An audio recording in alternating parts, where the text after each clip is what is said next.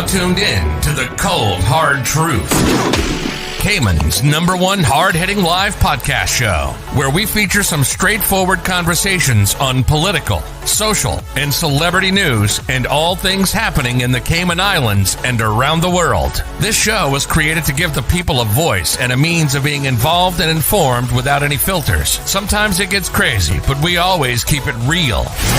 We bring you the tea, piping hot, so grab your favorite beverage and join the conversation via WhatsApp at 324-1612. Email tips@caymanmarlroad.com. Now, here's your host, Sandy Hill, broadcasting live from the beautiful Cayman Islands.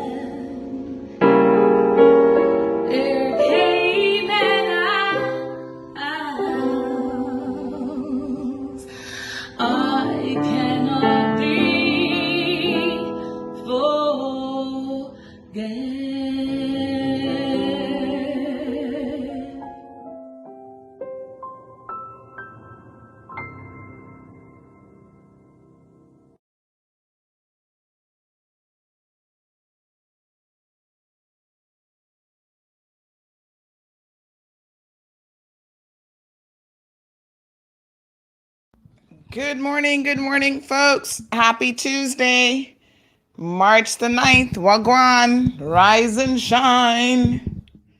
How is everyone? It's a beautiful day. It's still a little bit windy. We are watching the weather. Because as we told you yesterday, there is a bit of rough seas and rough weather out there that we're keeping an eye on. So I hope you guys are all doing well. Let's catch up on some news before our guests join us this morning. I don't know where my watch or anything else is.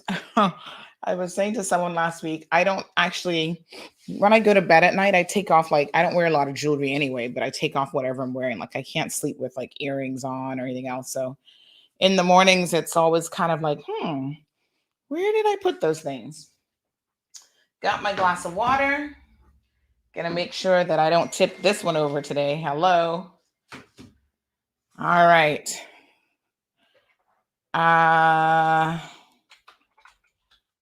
Let me see here, good folks. I see a father out walking his young son this morning. Don't you just love to see that? Makes my heart warm. Let me see who we've got joining us. Miss Morna. Good morning. Big shout out to Sharon Rolston, who was enjoying her coffee mug, her CMR mug recently. and said she absolutely loves it. Did you guys see the picture of Morna with her mug? I think I posted that one on Facebook. Did I, Morna? Good morning to Marshall. Ooh, do we have a troll in the comment section this morning talking about sex? Oh, Lord. Do these trolls not know that we have a block button? All right, well, let us first block user so he doesn't comment anymore. And then we shall delete comment. There we go. Bye-bye. See you later, alligator. As those kids would say, in a wild crocodile, don't come back. Good morning to Marshall and Kay. The beautiful Irvlyn is always here. Irvlyn, how did your husband enjoy his birthday? I know you treat him like a king, child, so I don't really need to even ask the question. I'm sure that he had a fabulous time. Andy is here. Good morning, Andy. Thank you so much for joining us.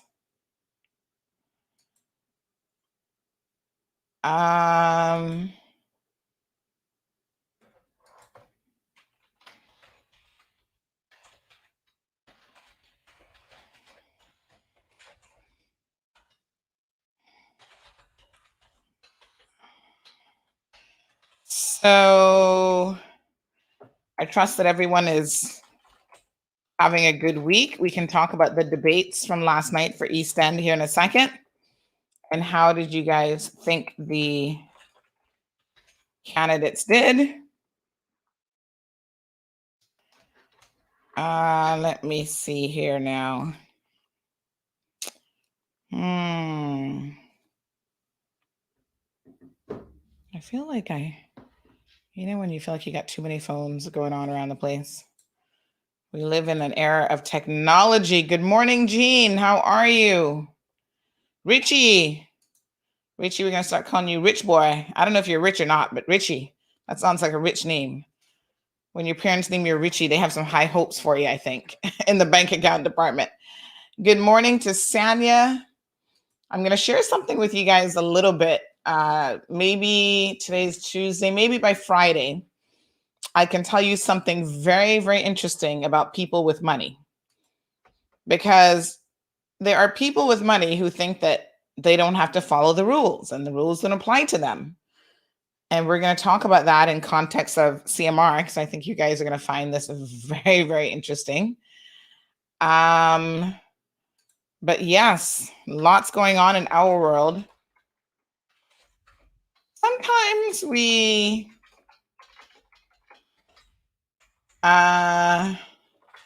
wait to tell you certain things for logistical reasons. And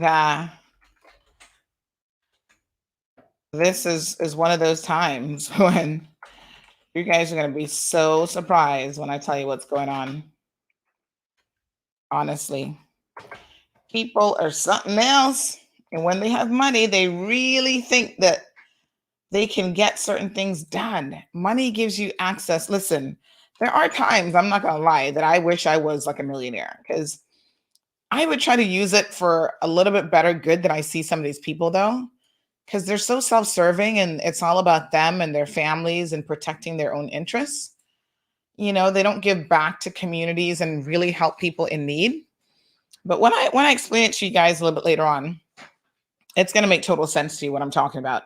I don't want to say too much right now because we're doing some work behind the scenes. So good morning, Dave. You got your mug. Wonderful. You are most welcome. Good morning. Oh, what is this name? Kahar? Is that how you pronounce it? Barbara's here. Her photo says, I love God and I'm proud to say it. Go, girl. No, Sanya, I have your mug in the car. I drive around. I drive around with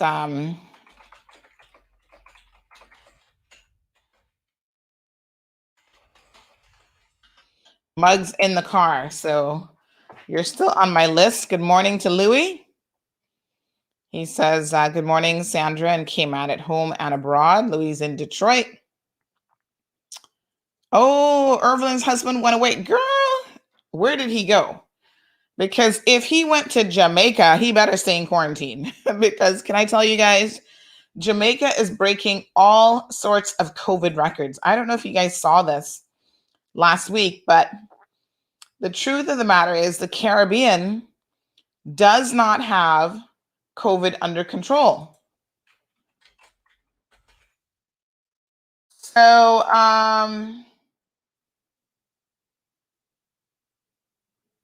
imagine what that means for us.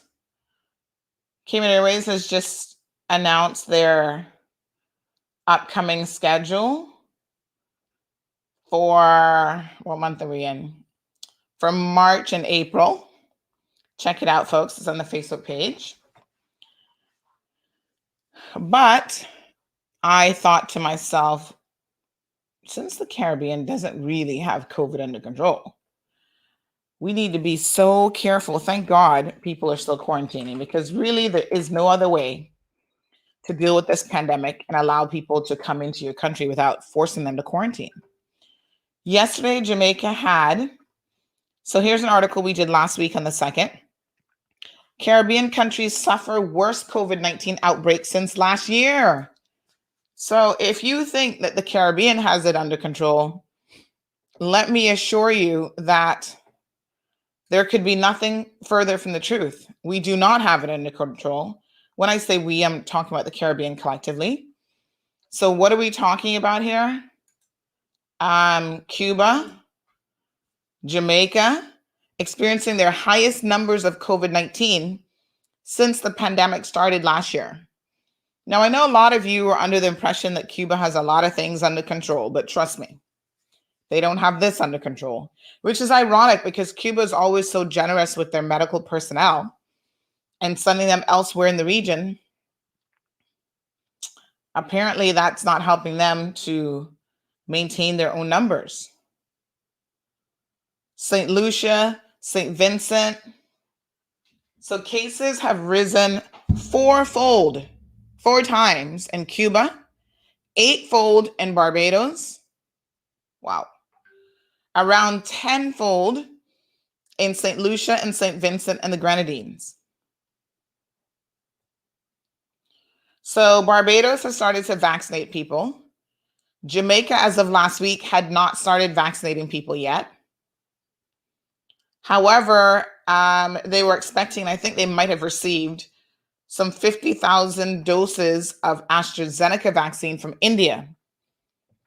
Now, folks, try to put this in perspective. We've been vaccinating people now for, I think, probably close to 2 months, because we got our first batch. Was it early January or maybe the second week in January? So we've now done a couple of batches of people have gone through their first and second rounds of vaccines. Poor Jamaica, a country of what, over 3 million people, have not yet received their vaccines. I think just yesterday they may have gotten a shipment from India of this AstraZeneca vaccine. And they're also part of the COVAX facility. I know I talked about and explained how that works before. So that's basically a regional organization or grouping that allows countries with limited resources to have equal and equitable access to vaccines. But, you know, I guess that takes a while. So they're supposed to be receiving 124,800 dosages through the COVAX facility later this month, and eventually 1.8 million through the African Medical Supply Platform in April. So the bottom line is the vaccination of the Caribbean and Latin America is really, really slow. They're thinking that there's not going to be widespread access to vaccines until 2022, so that's next year. for the region. Not good for travel. Listen, folks, if you thought that vaccinating people was going to bring us back, to the brink of traveling and all that kind of stuff, I don't want to burst your bubble, but I'm bursting your bubble with a little bit of the cold hard truth. Good morning, Olivia. Good morning, Felicia. So yesterday, Jamaica announced some 700 and hold on, let me tell you the exact number. It was, I think, pretty close to 800 new cases for the day of COVID-19. So here we go. Jamaica records they did 723 cases on the 7th, which was 2 days ago. And the numbers keep climbing. So over 2,000 confirmed cases just over the weekend alone. Wow. That's crazy, right? But unfortunately, this is the reality of the world that we are living in.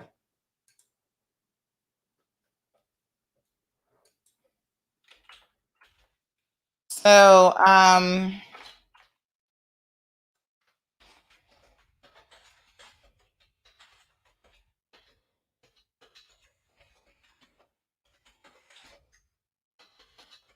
what that essentially means is, I saw a lot of people commenting yesterday that we have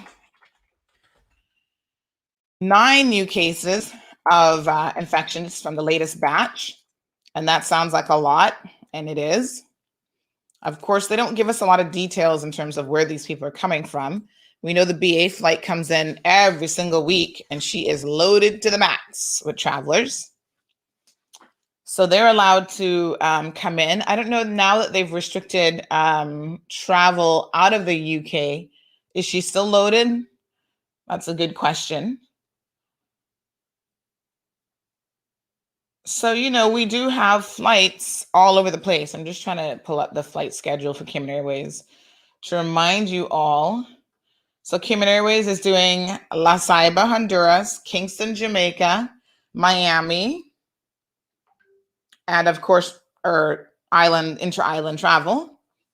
So we still have people coming in addition to the BA flight. We have persons coming in on Cayman Airways. So during this time, between March the 1st and April the 30th, there are Friday flights coming in Friday morning from Jamaica. La Ceiba, Honduras is Thursday, March the 11th, the 25th. So that's this Thursday. And then the following Thursday, I believe. And then April the 8th and the 22nd. Miami, Wednesdays and Saturdays. Yep.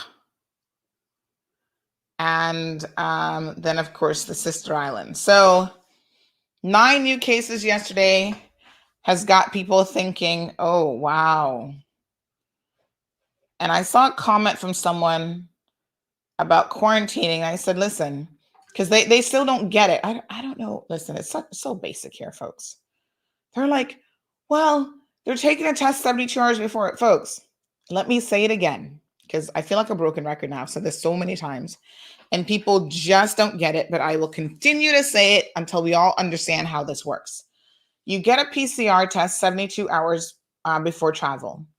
That does not mean that you are COVID-free, okay? It just means that when you took that test, when you took that PCR test at that point in time, there was not enough viral load in your system to give a positive result. There could be other explanations as well, including the facility you use might have been a little bit shady, because remember now, we can't always trust our good American friends, because we know for a fact that they have falsified documents before for the purposes of PCR testing. So don't always believe Americans. Um, so two possibilities.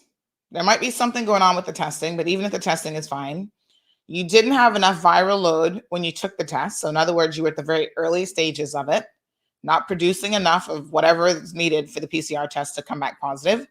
Or the second alternative, and very, very likely possibility, is since you took the test 72 hours before, in that 3-day period before you arrived in the Cayman Islands, you actually got it in transit. And that's entirely possible. Because remember, folks, you are traveling through airports with a large number of people. And I know we think that airport security is, all sorts of tight these days with the COVID situation, but it's still very, very possible for people to catch it in transit. So the concept of having to quarantine is a valid concept. And I think that even the government saying that once we get to certain percentage, 90% of our elderly community has been vaccinated, with certain strict conditions, we can roll it back to 10 days for certain individuals. We'll see, because we had another quarantine breach yesterday that was announced. People visiting homes when they're not supposed to. And, thankfully they were caught. But my question always remains, because we know we have how many people in quarantine, and we have an extremely limited number of individuals who are able to go around checking as part of the Travel Cayman team. So who knows how many are truly breaching quarantine? I see Mr. Johan is here, but we have guests, Mr. Johan, that don't include you, but we're going to bring you in because I'm sure you must have something very important on your mind today. Hi, good morning. Hi. How's it going? We're good, thank you. Thank you so much for accommodating me. I'm not going to take up much time at all. Just wanted to reach out to Cayman Mall Road and yourself. You've been involved in politics for a very, very long time. I think your media house has the widest reach of everybody. And I just wanted to ask a question of you, and perhaps your viewers could fill in if you're unable to answer the question. Mm-hmm. What has become clear to me, as you know, I'm a candidate in Georgetown North for the general election on April 14th, 2021. But in your experience, as I said, as a seasoned campaigner, somebody that's been around politics forever, and you've seen it all. You report on the things that nobody else wants to touch. You talk about a lot of things. Cayman needs a Cayman Mall Road, and I thank you for that. But my main question is, have you or any of your listeners, followers, persons watching the show, ever seen anybody, especially a candidate's agents, supporter, proxy, anybody, been arrested, charged, and convicted for vote buying in the Cayman Islands, even though those sort of provisions are clearly stated in the elections law and several other relevant pieces of legislation? Are you aware of any such thing happening in the history of our election cycle and campaigns? The short answer is no. No one has ever been prosecuted. There was a couple investigations last time, and they were complaints. Ironically enough, there was a complaint. I was just talking to someone about this a few days ago. There was a complaint last time against your the person that you're running against. So the elections office carried out an investigation and said that they found no evidence to support it. Sorry, there was a complaint against Jerry Hugh when? During the last election. Oh, okay, that's 2017. Oh, interesting. I didn't know that. Thanks for sharing that with me. So an investigation took place? As far as I know, the elections office said they looked into it and found nothing to support all right. Support the allegations. All right, so we're here in 2021, and I can say to you, Mall Road and the Cayman Islands, definitively, vote buying is real. Vote buying is happening now. Vote buying has always happened, and vote buying probably will always happen, because at the end of the day, if we have all of these rules on the books, but nobody's prepared to thoroughly review situations, investigate the matters, charge people, and then, have it before the courts, what would be the point of the law and the and all of the pomp and circumstance of the legislation? And I say all of that to say this: I can walk into homes. I have walked into homes, and I'm touching every door that I can, and I'm talking to different people. And the reality is this: for people that are in really bad shape, their representative, or, and it's not just Georgetown North, it's throughout the island. Representatives have not seen them, have not spoken to them. But now during election time, we actually have people showing up and people delivering cold, hard cash, people delivering propane canisters, people telling you that you can go to a gas station and sign on an account and that gets looked after for you, so on and so forth. So there are various ways of buying votes. I say all of that to say this: when you walk into a house and people can show you $500 and $2,000 worth of cash that have been given to them by a candidate or a candidate's agent, proxy, and supporter, ladies and gentlemen, we need to stop lying to the country that there are rules and that there are consequences for breaking the rules. So therefore, I'm here using your platform to declare to everybody who finds themselves in a position where they are given anything, because I will say this: the PPM, their candidates, their agents, and across the board, to be honest, not just limited to the PPM, money is running hot in the streets. People are being flooded with money and votes are being bought. So if that is the case, let's just have an honest conversation as a country. But more importantly, I say this to all the people that are on the receiving end of these gifts: take the money. Take every single dollar that you can get from these people that are insulting you, that are trying to buy you. And remember this: those that try to buy you will sell out the country and will sell their souls for power. If somebody shows up and they offer you $100, if they offer you $200, demand $400. Ask them for $500. If they can give you $500, ask them for $1,000. If they can give you $5,000, $1,000, demand $3,000. And if they give you $3,000, demand $5,000. You know why? That money that is being used to buy votes does not belong to the political candidate. That money comes from campaign donors and corporate Cayman and the people that want to see the status quo remain as is. Do not sell your vote short. Do not sell your soul for $25, $50. Tax these people that are insulting you and that are trying to bamboozle you into thinking that they care. Take every dollar that you can extract from them, because it is the only thing that they're ever going to give you. People are living without electricity, without water, in squalor, in subhuman conditions that are below the poverty line, and politicians are showing up to give them cold hard cash. If a politician really cared and they have been elected, they would help your housing situation improve. They would give you some hope. But right now, Mr. Johan, I thought you were planning on being brief this morning. I am being brief, but I'm making the point. Well, we do have Kenneth. We do have Kenneth waiting. Yeah. So I got 2 minutes. Just give me 2 minutes and then I'm done. People out there, listen, these people that are trying to buy you don't respect you. So if they're going to show up, maximize your return. And when you get into the voting booth, no one will know who gave you what or who didn't give you. And you can vote for a candidate that is actually prepared to be honest with you. Vote buying is happening right now in Georgetown North. Vote buying is happening in every district in this country. And you owe it to yourselves to get as much as you can from these people that are trying to buy you. Know the value of your vote, but on election day, make sure you vote for a candidate that knows better, that will do their utmost to ensure that you no longer live in a situation where you have no electricity, no running water, so on and so forth. Sandy, I'm saying all of this because I am shocked. I'm shocked that we have Caymanian people that are living at these levels, whilst the government and my opponent gives away hundreds and millions of dollars in concessions to wealthy people. Why the average Caymanian Mr. Johan, I'm gonna reel you in. I'm gonna reel you in because I see you're going You're No, going I'm way. I know when you get passionate, what happens to you. I've seen you before, but I got you.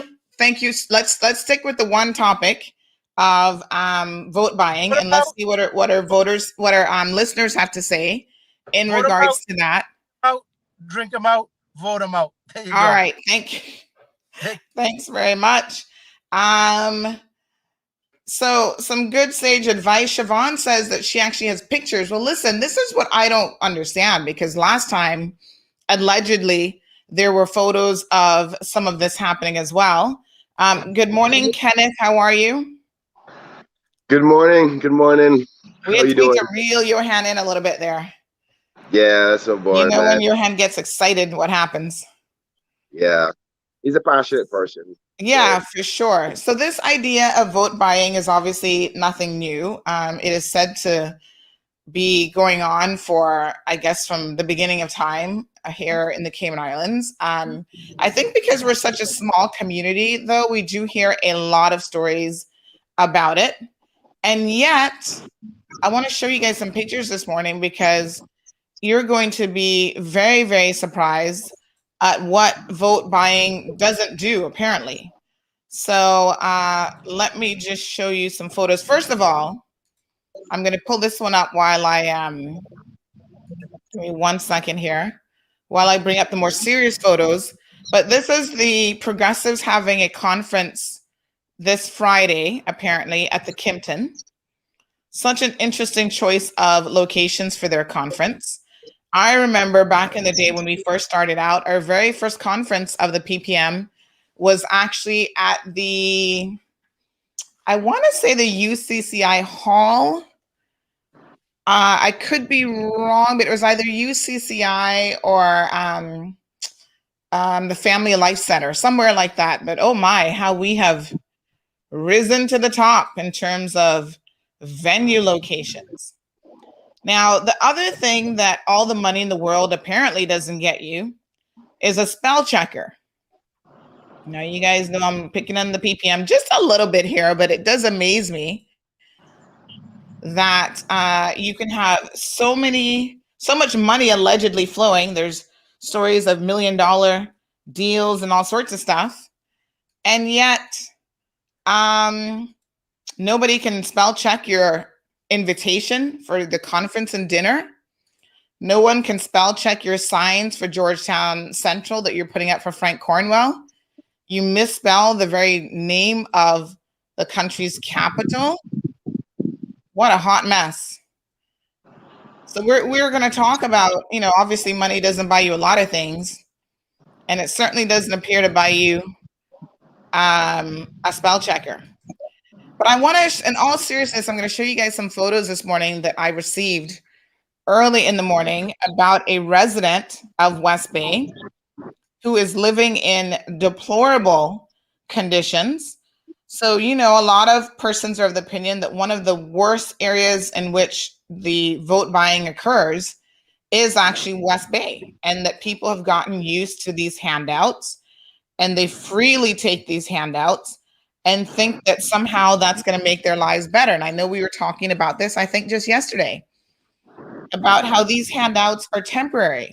What you need is a helping hand, a hand up, not a handout, because ultimately it does not help you in the long term. And I completely agree with Johan when he says that the politicians, they don't give it out of the goodness of their heart. First of all, they give you a handout begrudgingly, and they will find a way to get that back.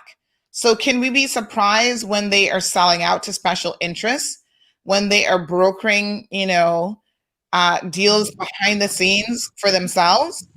There's a former member of parliament, West Bay, once again, allegedly, who every single time he went into a meeting with developers, his hand was out and he was essentially saying, "What's in it for me?" And I wouldn't be surprised if a lot of the other ones are doing that. So I'm going to show you some pictures of a residence in West Bay where a 96-year-old man, I think it's a man, 96-year-old senior, I'll verify if it's a man or woman here in a second, is actually living. And I want you guys to tell me if you think that whatever you're selling your vote for, I don't care if it's a turkey, a chicken, $100, marl in the road, whatever. Tell me how it really benefits the people of the Cayman Islands. So give me 1 second here to pull up these photos, because I think a lot of you are going to be surprised at what you see. Now let me see where I've actually saved the photos. Kenneth, what is your take on the concept of vote buying? I mean, obviously, you've been in the political arena now for a minute. You've seen a lot. How do you feel about this when you hear that people are trying to buy people, buy their support? And do you think it actually happens? Well, I guess it does. But the first thing that comes to my mind is it takes two for that transaction to happen. It takes a person who's willing to sell their vote.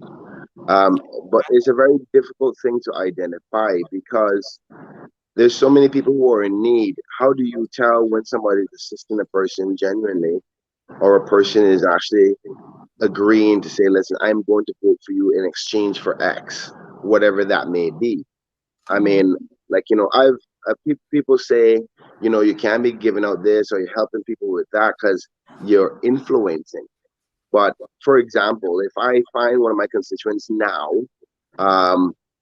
who's hungry and have no food to feed their families, do I say I don't buy them groceries because that may be seen as vote buying? It's so my point I'm getting at is that is a difficult thing to prove. And you would have to literally get somebody saying and evidence of somebody saying, listen, I'm taking this item or value in exchange to go to the booth and vote for you. And that's not an easy task. And I help people all the time. I mean, there's a lot of my people who are in need. But you have to talk to the people and find out where their minds are at, because politicians' jobs are to help people. So I see where it could be easily miscued of persons helping people for what is perceived to be vote buying. But you'd have to ask the individual, what was their intent in receiving something, and what was the candidate's intent in giving something. So it's kind of like a contract, then, is what you're saying, in that there has to be a meeting of the minds between the two parties, that there was an intent to sell your vote and there was an intent to buy somebody's vote. Exactly. Yeah. So I appreciate what you're saying in terms of the difficulty of that transaction, because someone may call you and say, I need $100. And you're like, okay, they tell you they need it for whatever. And you just, as you said, willingly give it to them as a candidate. But in their mind, they might be thinking, oh yeah, this person wants my support, that's why they give me $100. And in your mind, it's not really that situation at all. Yeah, exactly. I'll tell you a story, right? When I was a reporter at Cayman 27, obviously a very anxious reporter, I got a call from West Bay as well about a person who was intending to go to a politician's office to collect some money. And they went to the office and they collected some money. And I saw it as a vote buying myself. And I recorded the whole thing, tried to do a story out of it. But when I got a little bit deeper, I realized even before election time, this person was getting assistance from a politician. And when I spoke to the politician on camera, live hot camera, it was like, okay, I just saw you give this person X amount of money. And it was $200. And they said, listen, the person said they needed help. And I gave it to them because that's my job. And I was stuck. I was like, well, technically it is your job. So, and then I asked the person before who called me to ask the person who received it. I said, well, did you intend to vote for the person for this? And the person said, well, no, they help me all the time because, things are not easy. And I go, well, okay, then why are you calling me saying this is vote buying? I mean, if you have to literally, I mean, if a person chooses to vote for somebody because they've been given assistance, um, that's really on the individual. Now you'd have to get it literally going. Listen, this is what you're going to do if I exchange this for you. And the other factor is the elections process. Nobody can ever verify that a person voted for somebody because our election system is so robust, and I'm proud of the elections office. So people can lie and say, yeah, I'll vote for you if you help me, but nobody knows. You can, Yeah. like And Johanna I said, don't think that the offense is predicated or relies on the fact that the person voted for them or not. The offense would occur at the time that the transaction happens. If the okay, intent is there, and I do take your point, as with most offenses, there has to be a meeting of both, what they call in law the act and the intent, the actus reus and the mens rea.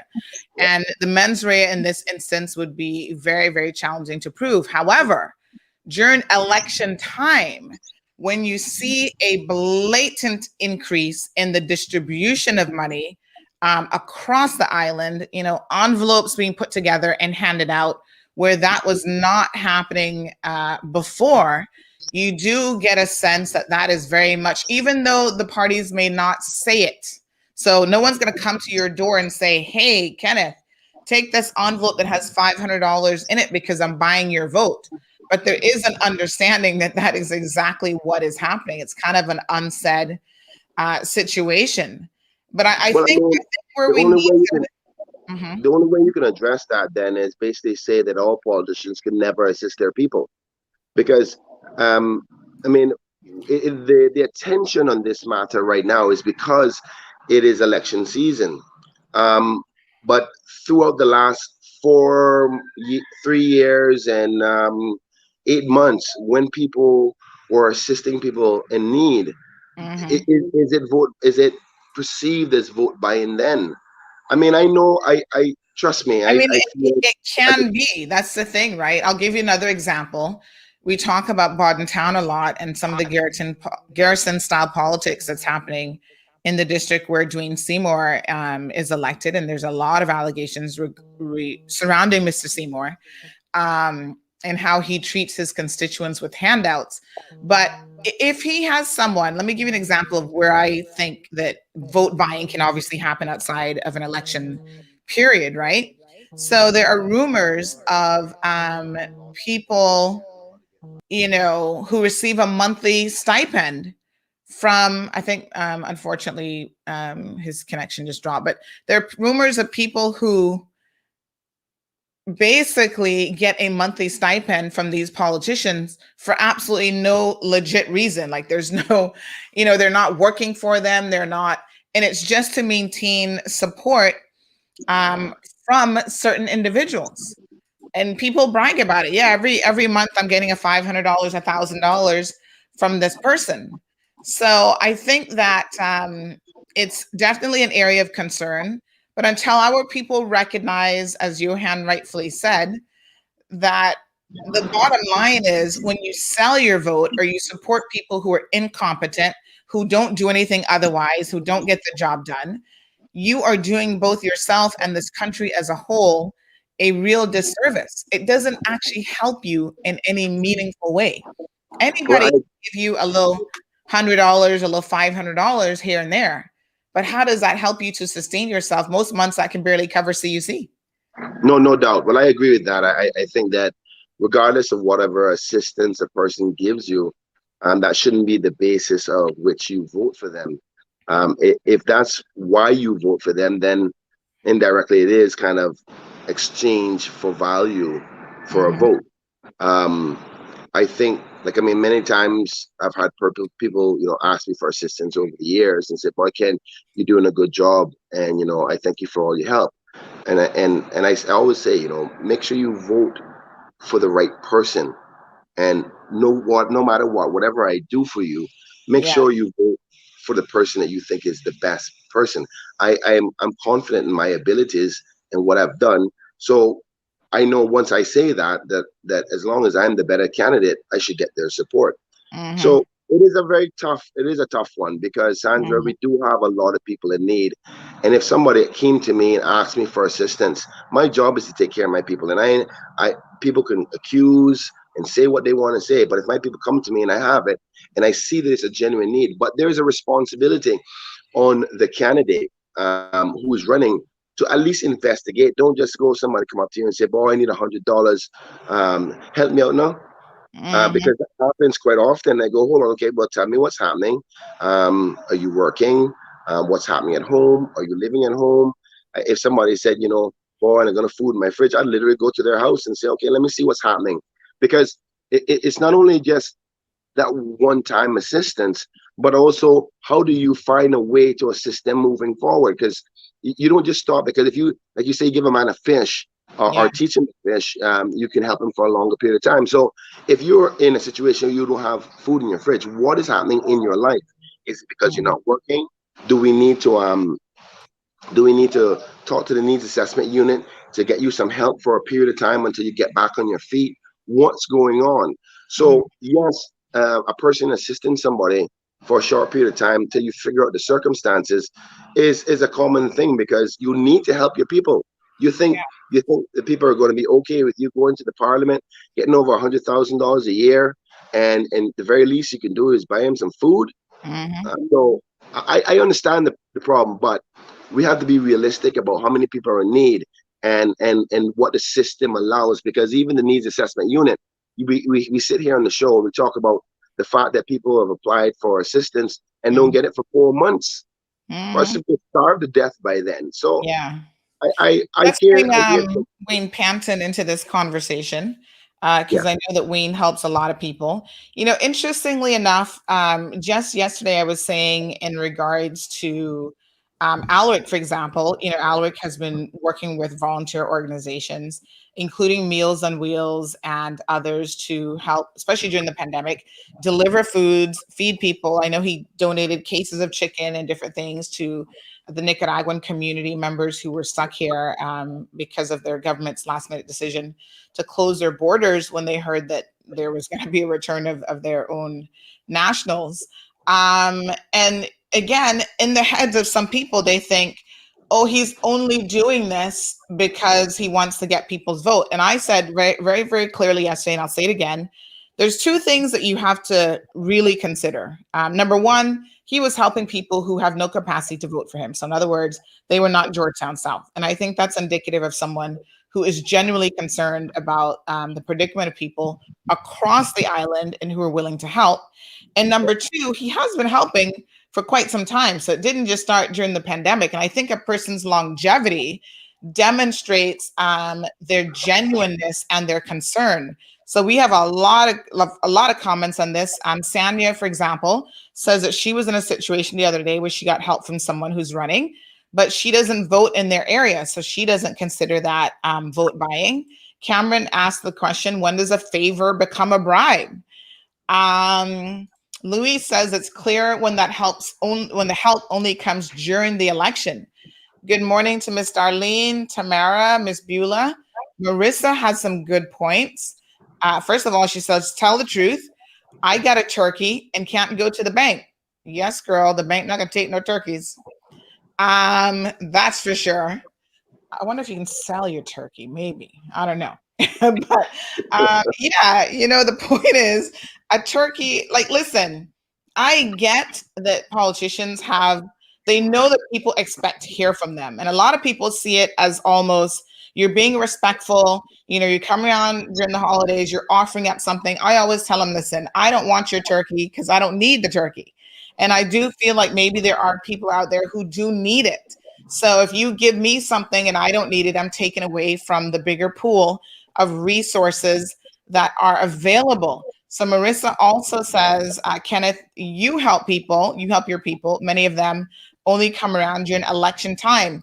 So maybe that is a little bit, although like I said, I know that isn't an absolute defining characteristic of vote buying, but maybe that is one of the tenets of it.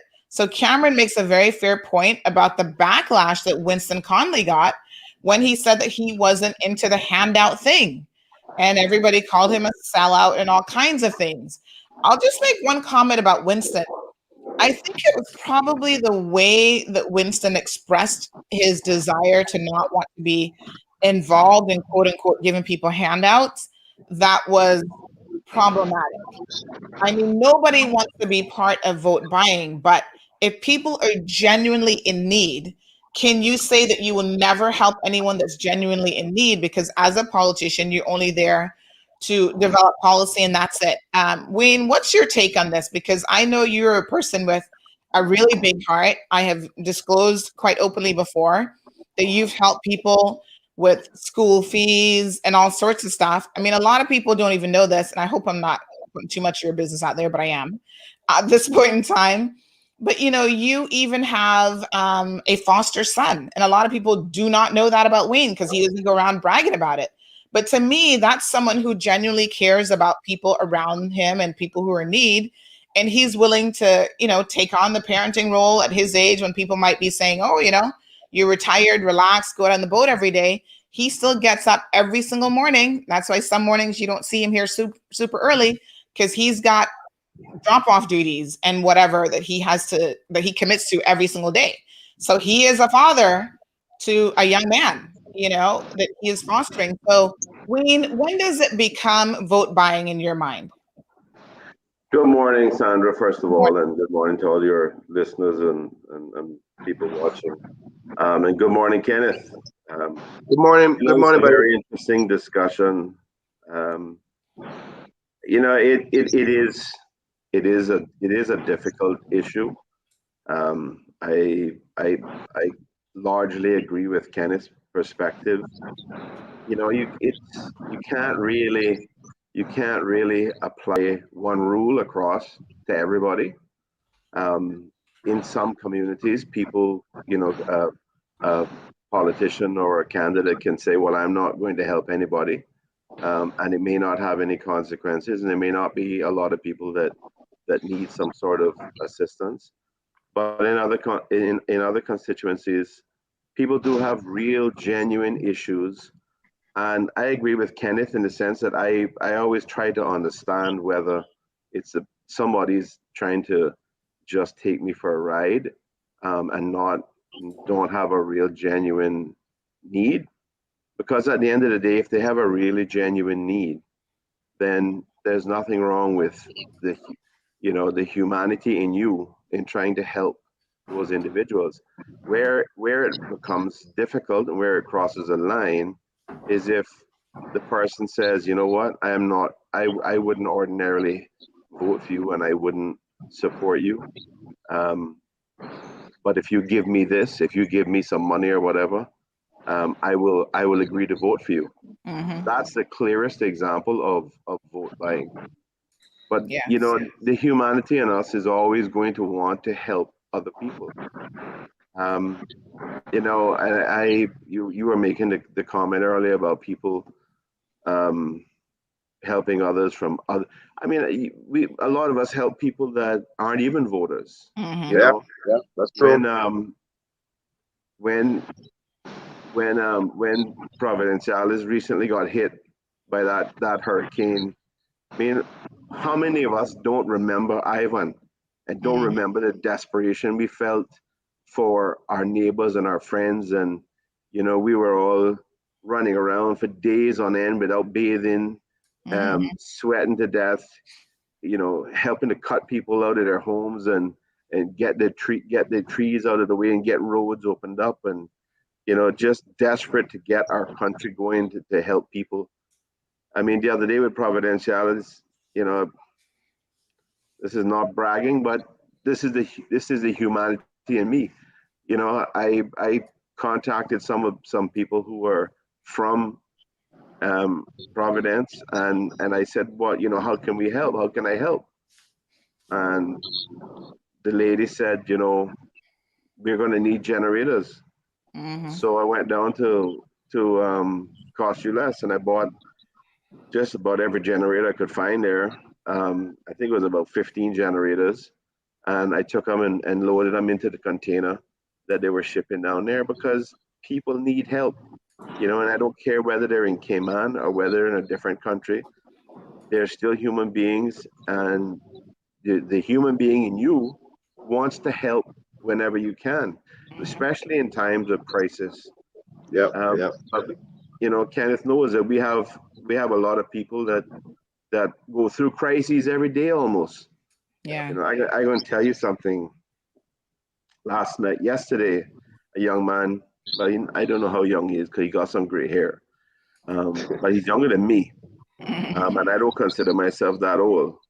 But he came into the office yesterday, and I tell you, he was kind of agitated. And when I got into the office, some of the ladies in here, they were kind of like worried and afraid because he had come in early and he was agitated. But then he came back about 10 minutes after I got here, and he had on a pants that was like shredded. His pockets, I could see his pockets from the outside. Right, that's how bad his pants were. And I said, "How long you been wearing them pants?" And he says, "This is all I have. I've been wearing these for weeks." And I tried. I mean, I told him, I said, if you could wear one of my pants, I would take my pants off now and go and get a pair of shorts and give you these pants. But he could probably fit down in one of my pants legs. But I contacted some friends that were his size, and I trying to get the clothes. I saw him last night. The last thing I did when I left my office around 10:30, 11 o'clock last night was I saw him out by the gas station, and I went and I had given him some money earlier, and I said, listen, just go buy some food for yourself. Do not go and buy any alcohol. Don't do anything bad with this money. I'm giving this to you from my heart because I am so concerned about your state of affairs. So now this morning I'm going to try to find him, and I'm going to try to find some clothes for him. But we have loads of people in our communities with lots of different stories, and some of them have crises every single day. And if the humanity in us is not going to try to help people, then what are we here for? What are we doing? How are we supporting our communities? How are we trying to build our communities? The bad part is that we do have I was going to say the bad part is that we do have people who try to take advantage of your humanity. And That's true. that's when it gets difficult, because it gets hurtful. It gets you get fed up with it sometimes, because at the end of the day, we want to try to make a difference in the lives of people. And when we can do that with a clear conscience and a good conscience, and feel that it was genuine and it really helped somebody as opposed to somebody. I mean, let me give you another example. I remember in years past, right? I remember one young lady coming to me a long time ago now, telling me that she needed $500 because she had rent due and her utility bills, and she had 3 young kids, and she had this long line of justifications, and on the face of it, it was compelling, but I always try to investigate, and I find out from some of their friends and stuff what's going on with them, and I basically at that time somebody said, listen, no, that's not true. Don't help like that. About a week later, there was a Facebook post from this same young lady saying, yeah, I just bought myself a Samsung 8. And at that time, that was like the top of the line. That was like $850. So I was like, okay, Damn. clearly that's where the $500 was going. That was her priority at the time. Yeah. And I'm sorry, but I'll take the clothes off my back to help a child, to help a person in real need. Yep. But I'm not going to be a fool for them, and I'm not going to do deals. I'm not going to say I'm doing this for your vote. Yeah. Because at the end of the day, that's where the criminal offense is, right? If you're saying to somebody, I'm going to do this for you, but I need you to vote for me because I'm doing this for you. So the rest of it is there's a gray area, there's speculation, and a lot of people can say a lot of things about it.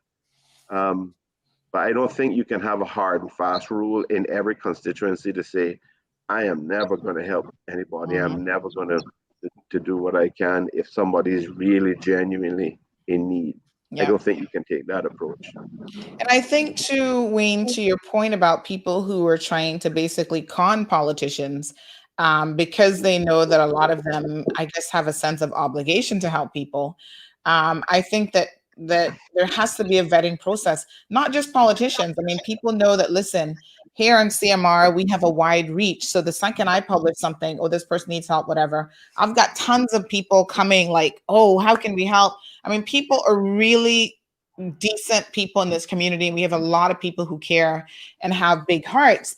And what I have started doing, because I find that the list of people who are often in need tends to be very small, and it's always the same people over and over again. And this is why I think a few people here are mentioning, such as Manuela, what about the agencies that have been created to assist those individuals? And is it that those agencies are not working? And I think part of the answer to that question is yes, in part they're not working, but also they require the individuals to submit documentation to prove their circumstances, which sometimes, because that puts them to the test, they are unable to do so. Or sometimes they just don't even know how to fill out a form. Let's be honest, right? They struggle with reading and writing, but a lot of times they know that, what's the agency called? NAU is going to be scrutinizing them, and NAU is going to say, right, we know that you've gotten assistance before, or that you have entered into a marriage of convenience and you got some no good man living in your house who actually has a job, but he's sending that to his 50 million children overseas. Or, NAU has to look at, they have a very interesting role to play, I think, in this community, and they have to vet individuals. Sometimes they get it right and sometimes they don't. But they have to vet individuals based on the information that they have available to them. And so, my approach now, whether someone, people always want to use their children. I think this is so unfortunate because, listen, nobody has a bigger heart for children and elderly people and dogs than me. Like if you mention, oh, this dog's in need, I'm like, okay, I'm bringing the whole kitten and caboodle to make sure the dog is going to be okay, right? Same thing with kids. So they always come, oh, I'm a single mother at 4 children. And, automatically, I used to get a lot of flack for this, and I don't really care anymore, to be quite frank. But a lot of you will know, if you've been in my personal page, even before CMR started, I would talk a lot about why do we have so many single parents, single mothers in particular, talking about they have 4, 5, 6, 7, 8, 9, 10 children, and they're in need. And have you ever heard of something called birth control? And I'm not trying to be funny, but this is the reality of it. Is the same way we want to teach somebody how to fish, we need to teach you how not to have so many children, right? Because every child that you have, your life story becomes that much more challenging. But more importantly, the opportunities for those children are diminished, and the opportunities for those children to get an education, to be able to, get opportunities in terms of good employment and living in decent housing conditions and whatever, diminishes with every child that you add to your bunch, and this is just the hard, cold truth. And these are the conversations I think a lot of politicians are not comfortable having. Like, they're not comfortable telling a young lady, why are you having so many children? Do we need to look at options of either long-term birth control or perhaps even getting your tubes tied? I'm the person who's going to tell you that, whether you like it or not, because that is the reality. As a woman who's out in this world, I know a lot of these guys are only using these girls anyway, and then they're not going to be supporting the children. So let's be smart about it. I'm not a Bible thumping person who's going to tell you not to have sex. Like, that's not me. That's on you. That's your business. You can have as much sex as you want. But my point is, the reality of what comes as a result of that when you're irresponsible, and how that's going to make your life challenging. But yeah, when people come, they say, oh, I've got 5 kids. Automatically, your heart sinks and you think, oh my gosh, what can I do to help? But I try to go into what both Wayne and Kenneth are saying. I myself now know that a lot of people use their children to get the sympathy of the community. And so I start to ask more questions like, why don't you have a job? What's going on with your employment situation? Can I see your resume? Let me see if I can't send your resume out to help you get a job. I start asking, again, Wayne said, ask people in the community, because Cayman is small and people tend to know exactly what is happening with people. So there was a young lady years ago, she came with this story and, how she needs all this help and she needed clothing for the kids and all this kind of stuff. Although I prefer when people ask for items as opposed to money, now they've gotten smart to that game. and they're asking for items so that they can sell it and get the cash to get the conversion without Right. directly giving them the money, right? Yeah. So in her case, I said, okay, I sent out a message to my WhatsApp group saying, hey, there's a mom of, I don't know, 4 or 5 kids in need. Here's the situation. Immediately, I had someone in my news group said, Sandy, is this person so-and-so? And I don't even know these people. So I'm like, I don't know. They said, here's the picture. Is this who this is? And I said, damn, well, how do you know that it's that person? They said, listen, she has been at this for a minute. She always does this. You're just the next person in line for her scams. She doesn't want to work. They went through the whole list of justifications as why she's not a genuine person in need. And here's the kicker. Here's the best part. She didn't even have her children. Government had taken her children away and given them to her mom to raise. And she's out there frolicking, going to all these carnival, bada-ba-noo, shaking her behind. Got one Jamaican man that she was giving him the best possible life, whilst her children probably were suffering under the care of her mom and NAU. And I thought to myself, what the heck? And listen, I read her immediately the riot act. Like, I wish I still had those messages to show you guys. I said, listen, honey, this is a dose of the truth, right? First of all, your opportunities to get help in this community are going to run out because Cayman is only so big. And at the end of the day, good people are going to get sick and tired of your lies and helping you. No, Miss Cindy, I'm not lying. These people have all these stories on me. I said, stick a pin in it. I really don't care. I'm going to tell you what's on the Mall Road. This is before Mall Road started, but I'm going to tell you what's out there. And then you need to make your decisions based on that. There's a number of people who contacted me saying you don't have your kids, you're not in genuine need, you don't want to work, all these things. And I said, I really try to give people the benefit of the doubt. Okay, girlfriend? So I have donated uniforms, shoes, and other clothes for your kids. I'm going to get those to you. And I'm going to insist that you send me your resume and let's see about getting you a job. All right. No problem. She sends her resume. I think, right, she can work.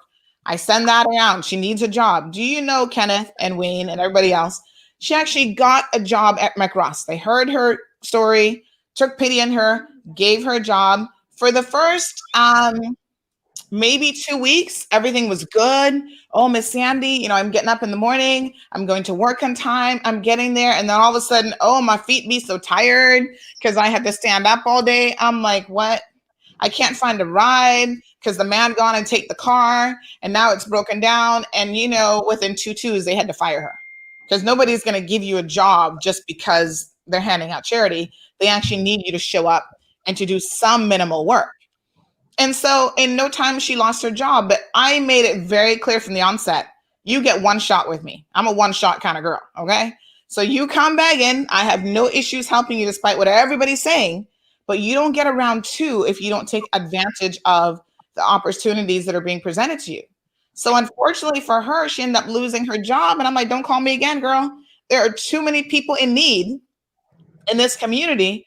And some of those people are willing to actually do what it takes. I want to show you guys some pictures, like I said, that I actually got this morning. So give me 1 second here. I'm going to pull these up on screen.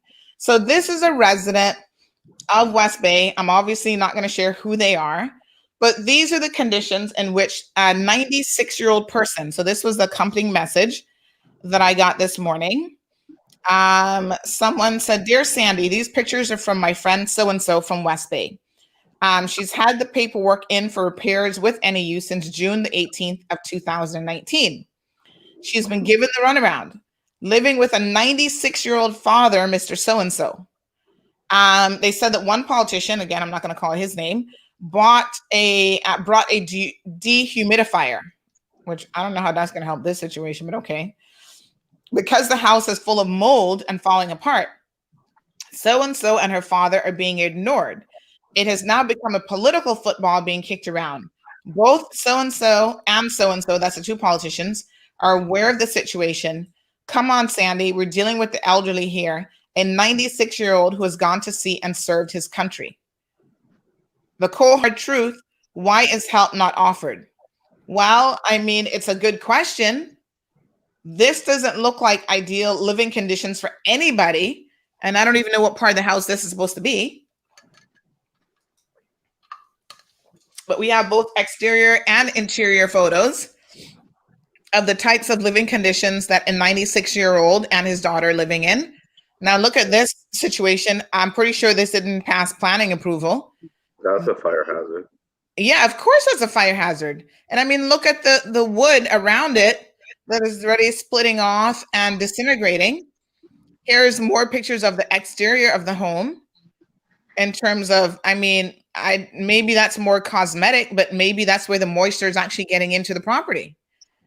Look at this.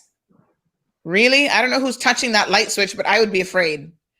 So here's an elderly man, 96 years old, probably in the last twilight years for sure, having to live in conditions where there's literally mold growing in the place. And bless his little heart, the politician in West Bay who took him a dehumidifier. But a dehumidifier doesn't actually help with mold. And mold is something that if it's at high enough levels, it will kill you. So situations like this is why anyone who's inclined to sell their vote, they need to think about the bigger picture. How is this person being disenfranchised and not being able to get the help that they need because NAU is so maxed out with applicants and, tight budgets that there are people who really genuinely need help and they are falling through the cracks. And politicians who give handouts are in no way, shape, or form helping you. Sandra, if I can chime in, because this topic is very, very sensitive to me. Mm-hmm. And I'm going to defend many politicians today on this show. Yeah. Because you gave a prime example of a lot of Caymanians in our country going through that exact same thing. I see that almost every day, not only in Georgetown Central and many other constituencies, because I help people all across Cayman, in West Bay, in Panton, even as far as Northside, right? Mm-hmm. And we are the same ones, and I say we meaning the public and myself sometimes before I became a politician. When government allocates millions of dollars to assist people, then they say, yeah, they're trying to fix up their house because they're trying to buy their vote. Now, the truth of the matter is, why people are in that state in the first place is because we're not protecting Cayman opportunities for them to provide for themselves. What you just showed was a reality of how difficult it is for us to live in our own country. That's what the problem is. But politicians themselves are also afraid to assist. I mean, the other day, about a year and a half ago, and matter of fact, I think Andre said it yesterday, when I had to beg the government to double the amount of money necessary to assist seniors. And I remember hearing him answer a little question about me and on the floor of the House, because they were spending, I think, 8.2 million. And I said, no, if you have people line up that you have assessed and analyzed that they genuinely need, like this gentleman or woman, I'm not sure if it's a woman or man, but who needs the help, we got to help them until we fix the problem of Caymanians being able to afford to pay or pay for the stuff to have a living conditions that are better. But we're the same ones that will say, oh yeah, the politicians are allocating money because they're trying to buy them out and fix their house. The reality is our forefathers politically did not put in a proper structure or protection to Caymanians to take advantage of the opportunities that are here, that they don't have to worry about needs assessment unit or government or any politician to assist them in a house. That's why we're here. According to Chris Saunders, even the system that has now put in by way of pension is so underfunded. And, it just isn't going to work for the long term. So those of us who are looking at spending, or if we live to 96, first of all, which a lot of us won't, but, if we get to 96, what will our future be like? If we don't have family members who are able to take care of us. Now, I'm suspecting that this young lady, whoever she is that lives with this 96-year-old man, obviously she herself is probably financially strapped and unable to contribute much to the household. Otherwise, I'm sure he would not be living in these sorts of conditions. What is your take on family members, Wayne and Kenneth, and what their obligations are when it comes to helping others, whether it's an elderly parent or, a sibling who's in need?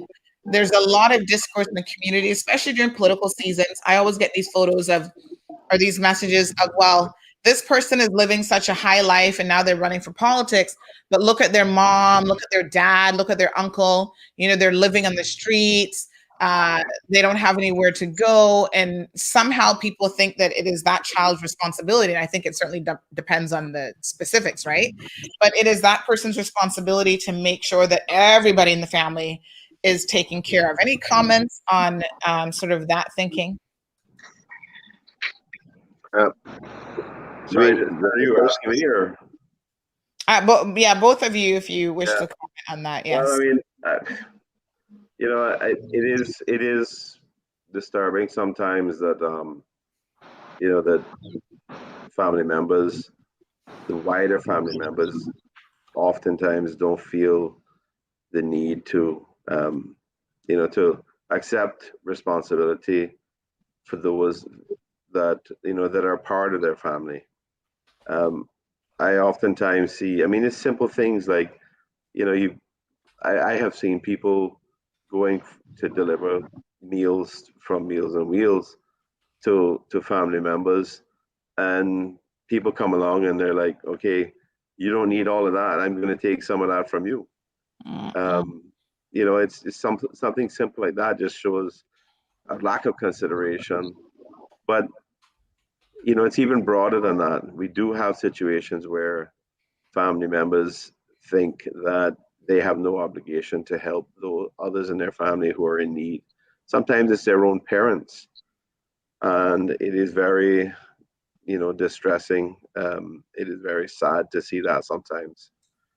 But I am not talking about just family members that are in the same situation that are having difficult times themselves. I'm talking about family members that could put together, a little bit here and a little bit there from each one of them and help to make a difference in the lives of some of their family members. Sometimes you just don't see it. You just don't see it happening.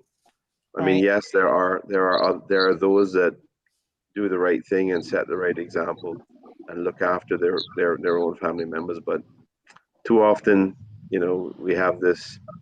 We see examples of people being very self-centered, very selfish, and thinking, well, there's always the government that's going to take care of them and somebody else is going to take care of them. I mean, I think the humanity in us dictates that we should take care of our own family members, and it's only when we really can't that we should seek assistance from the government or seek assistance from some of the NGOs that help. I mean, I've come across so many of the NGOs who have told me that they can't, they've been helping certain people for an extended period of time, and their resources are so thin that they can't really do it anymore, and they're asking me if there's a way that I can help. It is a difficult situation, and I think Kenneth pointed it out very well. We have systemic problems here. We have a country that talks about having high GDP. We talk about dividing that by the number of people and saying, well, we've got a high GDP per capita, gross domestic product per capita.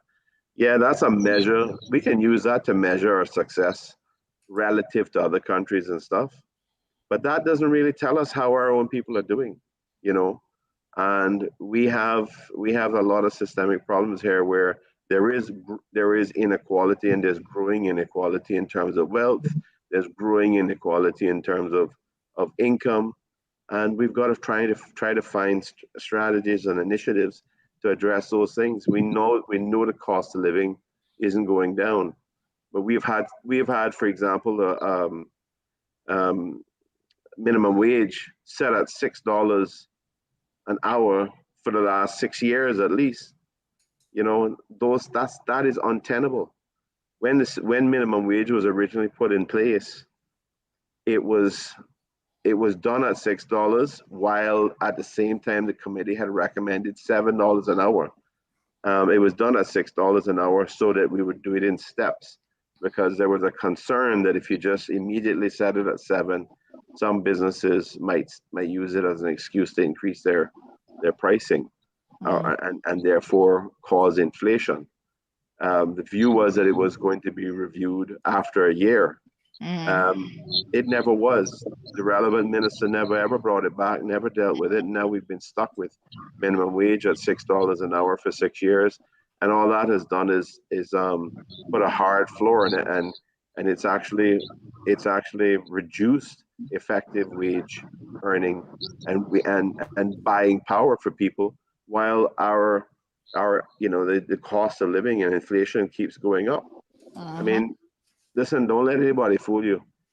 There is no silver bullet. There is no magic wand to address the cost of living. We have to use incremental strategies on various areas that together they can make a difference, right? So there's no one easy thing, and Kenneth knows it. I know it. There's no easy solution for it, but we can use lots of little strategies that at the end of the day, you put them all together. You know what they say, one cocoa fill basket. We put it all together, it can make a difference, right? Absolutely. But something like minimum wage, that needs to be addressed. I mean, I remember the time we were dealing with minimum wage, there were people. I was in tears one day listening to this young lady. She had these rough looking hands and torn up fingernails and stuff. And I said to her, how you get like that? How happened to your hands? She said, well, I've been working for this guy in West Bay, laying blocks, and he won't buy me no gloves or nothing. And I'm not used to this work, but I need to work. I said, well, how much are you getting paid? She said $2 an hour. $2 an hour. That's slave wages, right? I just could not believe it. I could not believe it. So when, against that background, I was satisfied with saying we're going to set it at $6 an hour. But it was supposed to have, the committee was supposed to come back a year later, review it again, and then we would step it up to $7 or $7.50 an hour. Now I honestly believe we need to increase it at least to $8 an hour. I know some businesses will not like that. There's some people in the chamber, members of the chamber, who will say, that's crazy, we can't do that. But at the end of the day, if our people are not being able to feed themselves, if the cost of living keeps going up and they're not getting any cost of living adjustment, and you keep starting off people at these very low wages, what do you expect is going to happen to society? We are going to have lower and lower quality of life and standard of living for our people. And if we are some of the one of the richest countries in the Caribbean, how do we justify that to our people? It's unacceptable, and we've got to find ways of getting a different balance, getting the balance restored, so that there is, and it's not something, it ain't going to happen by putting your foot on the accelerator and just doing development all the time. And everybody that comes in and wants a concession, you say, yeah, here, you get a concession, go ahead and build that, and that's going to create jobs. Nobody's even monitoring that. Nobody's assessing the effectiveness of it. Nobody understands what kind of jobs, what kind of benefit comes from that. We keep doing the same things over. We even do it with people that have screwed the government in the past. Exactly. And it just ticks me off. It ticks me off. And I believe in following a process. And I remember myself and Minister Archer in the previous government. Our view was, yes, we need to give concessions to get the economy going, because when we came in, there was, instead of having $450 million in reserves, we had $550 million in debt and zero reserves and a budget deficit. So we needed to do concessions to get things moving along. But halfway into that, we said, no, we need to start reducing the amount of concessions that are being offered, and there will be a point in time when we don't need to offer concessions, right? Because we don't need it. We can, the people, multimillionaires who are building projects to sell to other multimillionaires don't need that. They don't need that. There's less price sensitivity at those levels.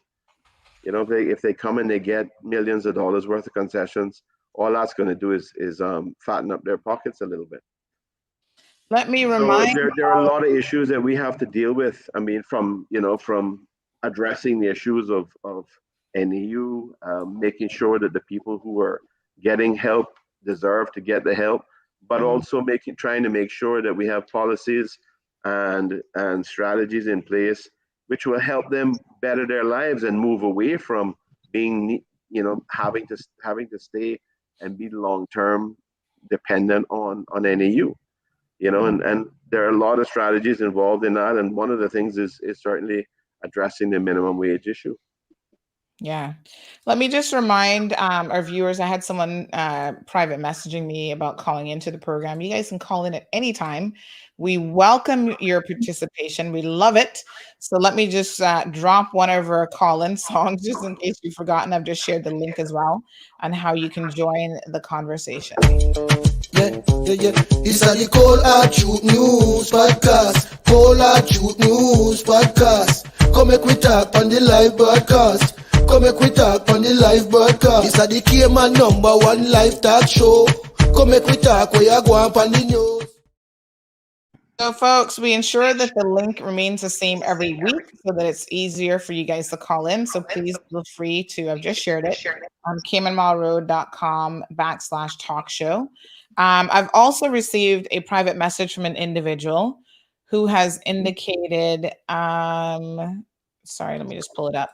They said, morning, I see the photos on your morning show of the 96-year-old man's homes. It's appalling. I will help if you can get me in touch with the family. I'm an expat, so don't worry about vote buying as I don't count because I can't vote.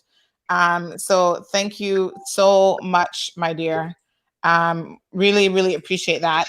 And I think it says a lot when any member of our community is willing to, chip in and assist, because no one should have to live in those conditions. And I want to show you guys another picture before we bring Cindy into the conversation.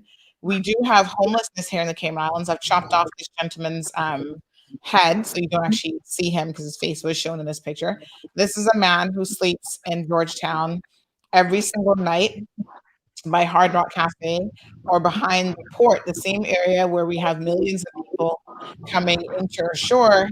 Once late at night, there's a few of them who go there with their bags and so on. And they sleep there for the evening. I don't know what his personal situation is. I know that sometimes we have people who are suffering from mental health issues or substance abuse, and as a result, they might have lost their homes or their families have literally abandoned them because they don't know what else to do to help them. So I do not know if that's the type of situation, but as you can see, he's got his little blanket there. It looks like he's got something propping up his head. And what you don't see out of view is he does have a little bag that he travels with of his items that he's able to, to go around with as well. So CC has joined us. Good morning, Cindy. How are you? I'm good. Good morning, Mr. Ween. Good morning, Mr. Kenneth. How are you both? I hope I'm not tired of me now. Invade Good another morning. Good morning. show. Well, let me just say something before Cindy starts with her comment. Cindy and I go way back. Cindy, I don't even know how many years that's been now, but Cindy was one of those young ladies that somebody introduced me as someone who was looking for a job. So Cindy can tell you, how that situation kind of transformed into what has been a relationship now for many, many years. But I was able to reach out to a business person and assist Cindy with getting a job. And I can tell you that Cindy held down that job for years. She is a young mother, and she made sure that she had transportation every day. In fact, Cindy, you're working 6-hour days and practically, or 6-day weeks, and practically some days 10, 12 hours a day. And Cindy made sure that she went to work. Now, because of circumstances, I've actually helped Cindy get 3 jobs now, I think. Have you done 3 jobs? Yes. There was a salon, the bank, and the travel agency. So 3 jobs. Left them for different reasons. The first employer wasn't paying her pension, and that business eventually shut down. The second job with the bank was just a temporary role. And then the third one, because of the pandemic, That organization shut down last year quite early because they are a travel agency, right? And they Yeah. could see the longevity of what was coming. So Cindy has been asking for a job. Like literally, that's her only request. She doesn't want any handout. She has a little something now to kind of hold things down. But she's been asking for a job for years that can pay her enough to contribute to her family in a meaningful way. And Cindy, you continue to ask this every single opportunity you get. So tell us what's going on. Okay, so I do have a job that pays minimum wage, but at the end of the day, something is better than nothing. Like, I'm not one of those Caymanians that go and sit down and complain about life. I think everybody has to start somewhere. Everybody had to start from bagging to cashier to customer service. It's all a part of customer service, and that people don't understand. When you're cashing out customers and dealing with customers, you can at least in the future apply as a bank teller because you're handling cash and you're portraying good customer service. You meet a lot of people being a cashier. You understand? You meet owners, you meet big business people. You never know who you can buck up into that can be your next opportunity. So that's why it's so important not only getting the job, but love the job that you're doing. My thing is, right, why I always question also Mr. Ween and Kenneth, and I need y'all to help me understand this. I understand nothing is for free, but a lot of stuff that comes into the Cayman Islands, like milk, is duty free. So why is it that a Caymanian have to work for an hour and a half to purchase 1 gallon of milk? You understand? That is not right. That's not fair. If it's duty free, why are we paying so much on it? Now imagine me bursting my butt off. You understand? In payday, all I can pay is light and water, basically. Mm. You understand? That do even include contributing to rent bills. You understand? It is rough for Caymanians. Like, how can you see one person that's so anxious, so eager, wanting to work to be a civil servant? You go as far to reach out to the premier at the time, the deputy governor. You reaches out to your MLAs. Every time you speak to your MLAs, that's all I express is I just want a government job because the cynical benefits is there. It's a passion for me. It Come on, like, I feel like we're in a rock in a hard place because if I stand up and complain and stand up for my rights, as y'all tell us to do, to be vocal, we don't get the opportunity. We don't get the opportunity. But then if we sit down and be quiet, we suffering. You Mhm. understand? So how do we win as Caymanians? How do I come out and say, I need a job. I desperately need a government job. You understand? In get the assistance that I need.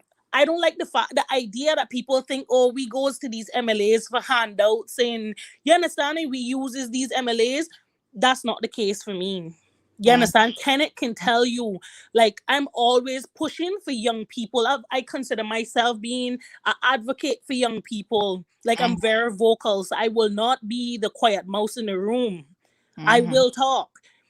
You understand? Like, why is it so hard getting a government job? You see people that come here and married to Caymanians getting opportunities over actual born and raised Caymanians. Mhm. And that should not be. Look at the police force. There are more expats there than Caymanians. You seeing expats getting these big positions over Caymanians. Mhm. Mhm. We rarely have Caymanian sergeants. We rarely have chiefs, Caymanian chiefs or constables and them kind of things. You understand? Why aren't Caymanians getting those opportunities? And it not that we are not qualified. We are well in qualified. Qualifications went through the door when the whole issue with Machina, Mm. where they hired a American that did not even pass the exam for a position he didn't have no certificates for. He was just acting in the role of the position for a while until he Yeah, learned I think he how might have to. been Canadian, but it probably doesn't matter much. You understand? But this Yeah. is my thing. If he didn't pass the exam and get through, why is it y'all can't do the same for Caymanians? You Mhm. still have to train them. You still have to. You understand? Like, Caymanians are being robbed on a daily basis, and it's sad. We are being cheated out of opportunities, and it's really sad. I've seen my own Caymanians working in HR put ahead foreigners over their Caymanians, slip their Caymanians applications to the side to see to it that foreigners get ahead.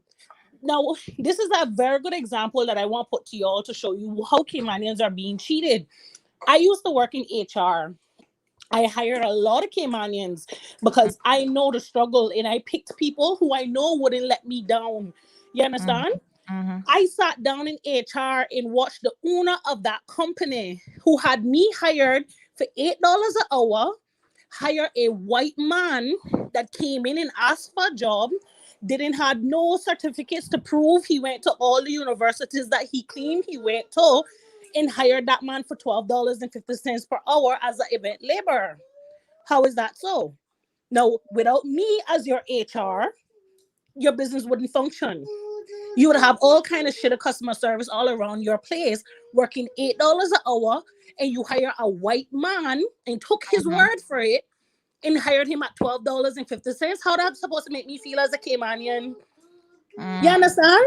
It is rough for us. It is rough right now. I know somebody that is making more than me, and we doing the same thing. And it's an expat. You understand? I don't want to say too much, but I'm just saying these things are not right. If you hire a person for a position, my role should be that position, in that position only. We need to get a labor board that defends us, that when we're hired for something and we're forced to do something that is not on our contract, we shouldn't get a warning letter for it. We shouldn't get suspension for it. We shouldn't possibly get terminated for it. You understand? How are you going to terminate me for something that's not on my contract, something that I did not agree to?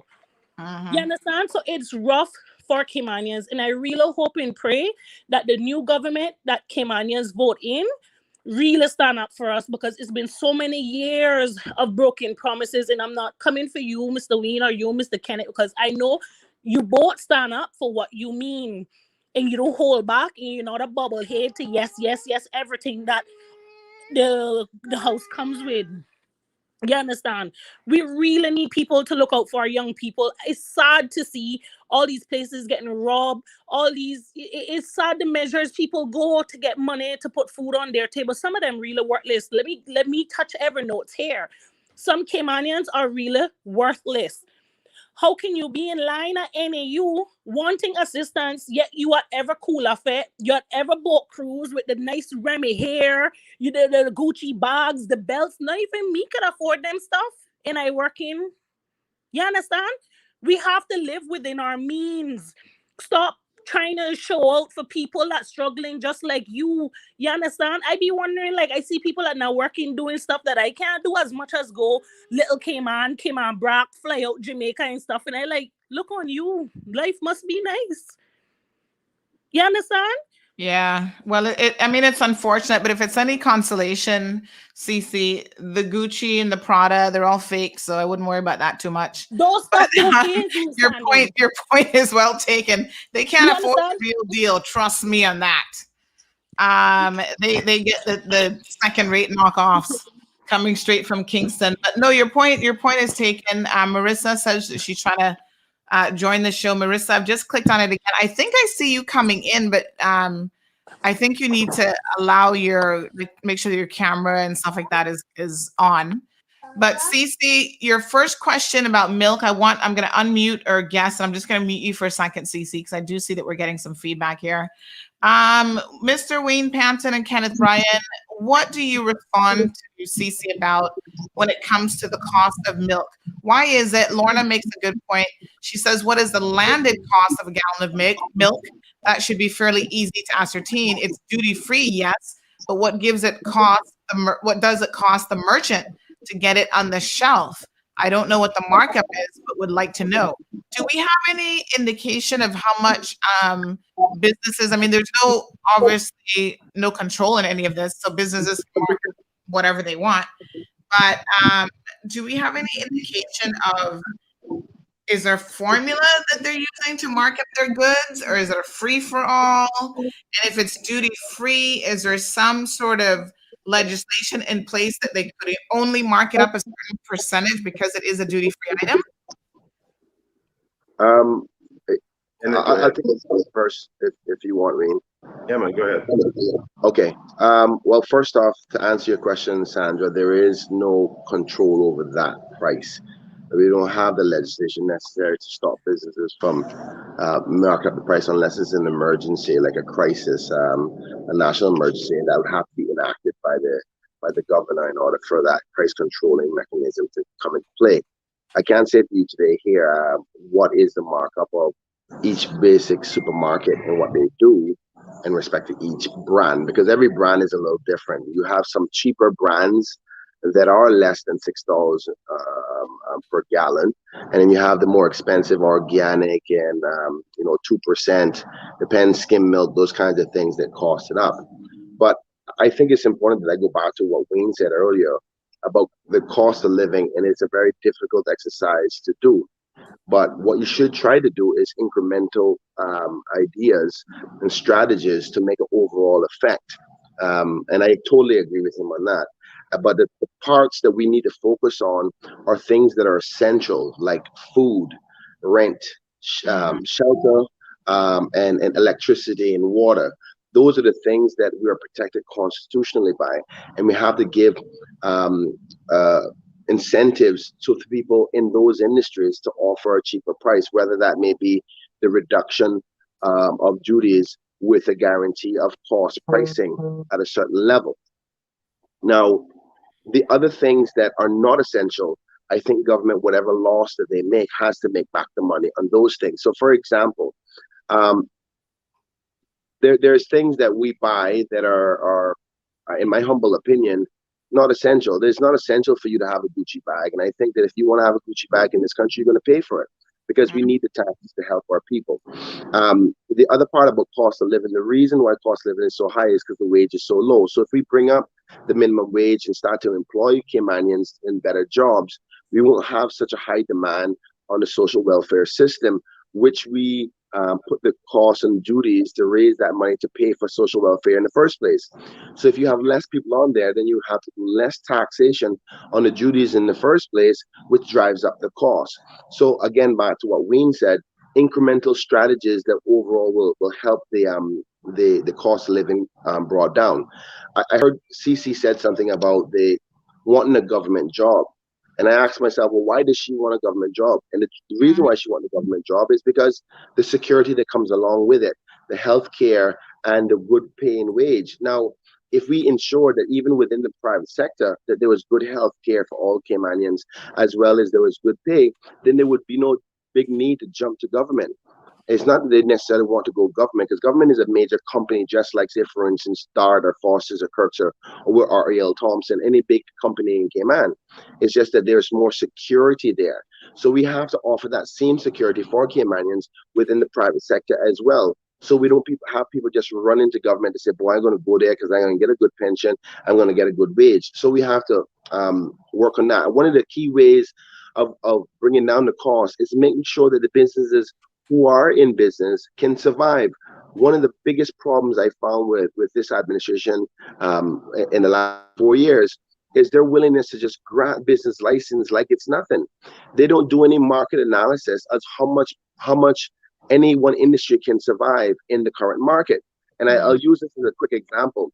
We have 60,000 people in the country, and hypothetically speaking, if one gas station needed to sell gas to 10,000 people to survive, that means you would need 6 gas stations. But the government doesn't any analysis before they offer up another 2 gas stations license. And what ends up happening, that 10,000 people they need to sell gas to, they can only sell it to 8,000 because you've added 2 more gas stations, and all of them are suffering. So every one of them sit together and they try to survive, and they all collude amongst themselves and say, you know what, we're going to die if we don't, if we keep on competing against each other. So let's keep the price at exactly where it's at. And make sure none of us go down below that to survive, because they need X amount of gasoline gallons sold per gas station in order to live. But they don't do any of that. Let me comment on that, Kenneth, because I think what you're saying is that government, through DCI, should be approving, and I think it's a bit of a slippery slope, should be approving businesses based on the potential viability of the business. So, for example, Cayman has more churches, restaurants, and bars than anything else, right? Yes. And then after that, beauty salons, because we got to get our hair done to go to church and go to the bar. And then I guess we repent on Sundays after we've been out drinking all weekend. I don't know. But those are the top, and we all love food. So we're going to go to the restaurants. But those are kind of the top businesses. So is what you're, let me just understand what you're potentially proposing here, is that if I go and I apply for a new restaurant in the Strand, just as a random example, there's lots of saturation of restaurants in the 7 Mile quadrant or corridor. Are you saying then that DCI should be saying to me, well, we're not going to approve your business license because there are already 25 restaurants in this 2 mile radius? Well, I'm saying that indirectly with essential services and needs. So a restaurant, you choose whichever restaurant you want to eat at. Normally, if you want to eat, you go to the grocery store and cook your own food. If you go to a restaurant, it's a choice.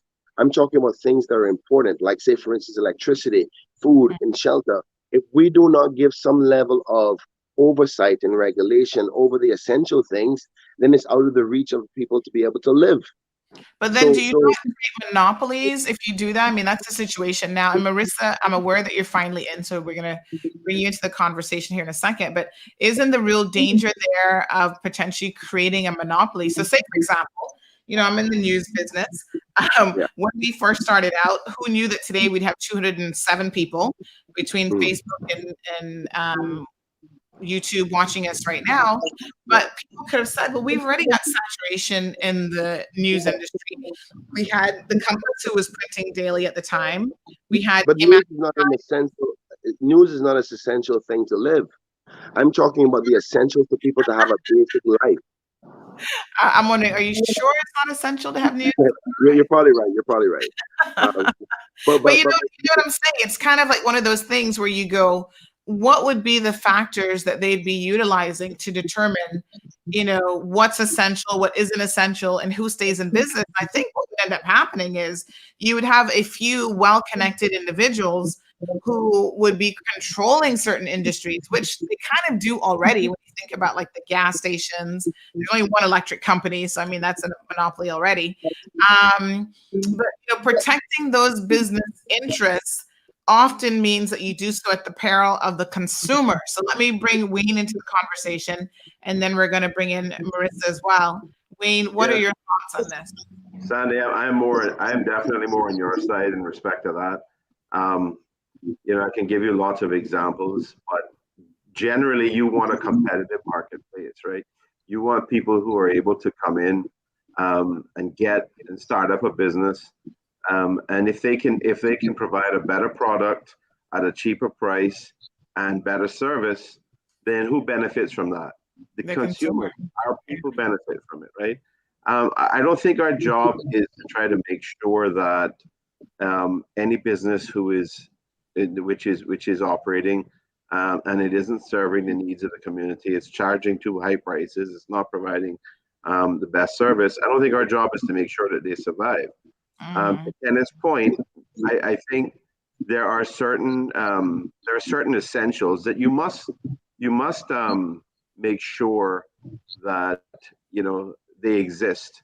But we've had examples of we've had CUC as the only provider of generator of electricity, and so far we haven't really had anybody else other than the solar. The utility scale solar array up in Panton. We've had, one propane company that was for a very, very long time a monopoly provider with no incentive to give better service or better value. We've had a telecommunications company in the past, which we had the same issue with. And, I can talk about that whole issue in the current marketplace with that at length too, and still say that there's lots of problems, but we have benefited greatly. I'm sure I don't know how to remind a lot of people of the days when we had to pay 25 cents a minute to make a cell phone call. And it's a lot different now, but we need to have, I mean, this is one of the things in relation to milk, for example, the price of milk. We have lots of supermarkets. We have a whole range of products, as Kenneth mentioned, different levels, organic and non-organic, and 2% and fat-free and all that, all those things. And people can choose what they want. If they have the money and they can buy more specialized versions, then fine, let them do it. You can buy cheaper brands too. But at the end of the day, our problem in relation to milk is that we don't produce milk in Cayman. And also, even if we did produce milk in Cayman, all we're doing, what we're saving on there is the cost of shipping. The cost of doing a lot of things, the cost of producing a lot of things in Cayman is high, because a large part of it is because we have a very limited economy of scale. If you can only produce so much, your cost to produce that is going to be greater than if you could spread, if you could produce a lot of something and spread the costs across that whole thing. Then the cost of producing each one of those units or each gallon of milk or whatever would be less. The economies of scale and production for products and stuff exists in other countries. That's why we buy, the supermarkets buy products in other countries and ship them in.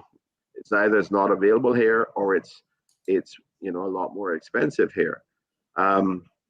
It's called cost push inflation. We're importing inflation. So like in the US, this is a perfect example. We've had a significant increase in the cost of living and cost of certain products and stuff over the last year because of the disaster that has occurred in the US. I mean, you ask a contractor today what the price of steel is, and he's going to tell you that he's having to pay 3 times the amount for the price of steel today for people that he is trying to build a house for than he did 6 months ago or 8 months ago or 10 months ago, because the COVID situation in the US has been rampant and out of control and affecting factories and affecting deliveries and everything. So everything that's happening in other parts of the world, whether it's geopolitical or socioeconomic or public health related, in this case, all those things drive up the prices there. And then when we're trying to import those products that we don't make here, we have to pay the cost for it.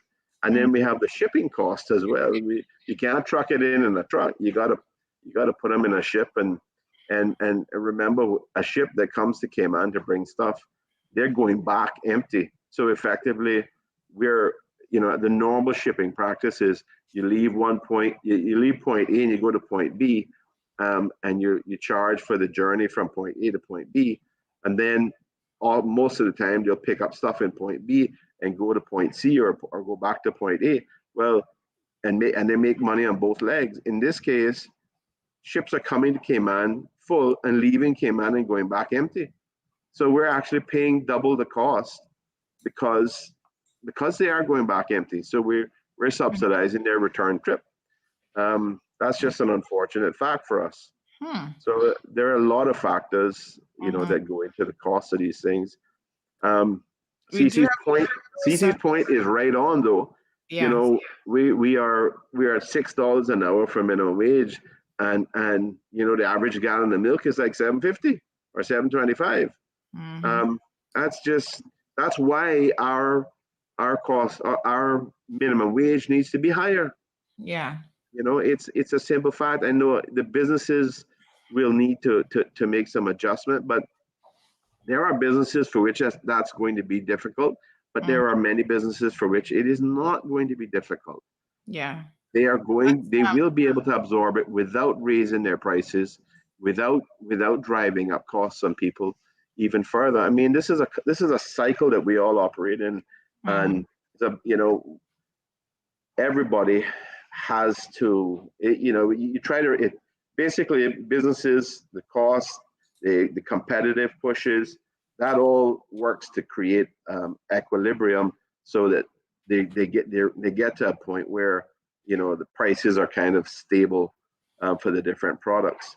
And to your point, Sandra, If you have an open marketplace where businesses can come in and compete, that actually adds to the environment, to the competitive environment, which will help to keep prices under control, which will help to keep the cost of living under control.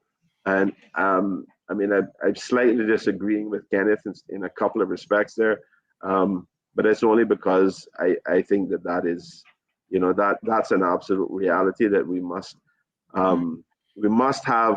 allow businesses to operate in a competitive environment, and that means there has to be freedom. There has to be low barriers to entry. I mean, in a lot of businesses, there are significant barriers to entry in any event. I mean, some businesses require a heck of a lot of capital that the average person can't come up with. Some businesses require, specific knowledge, proprietary information, and all kinds of stuff.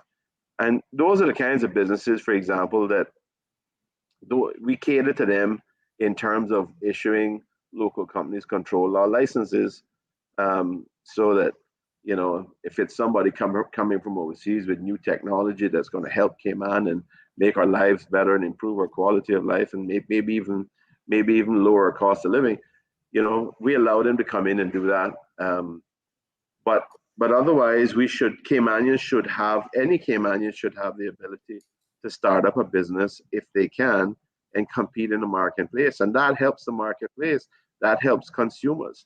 I remember I have been cursed, and to this day I find that there are certain people that still hold it against me that I promoted. I mean, it wasn't just me. Remember now, the entire government makes decisions. Kenneth understands this, right? The entire government bench. If you propose something, and they all agree with it, the entire government bench supports it.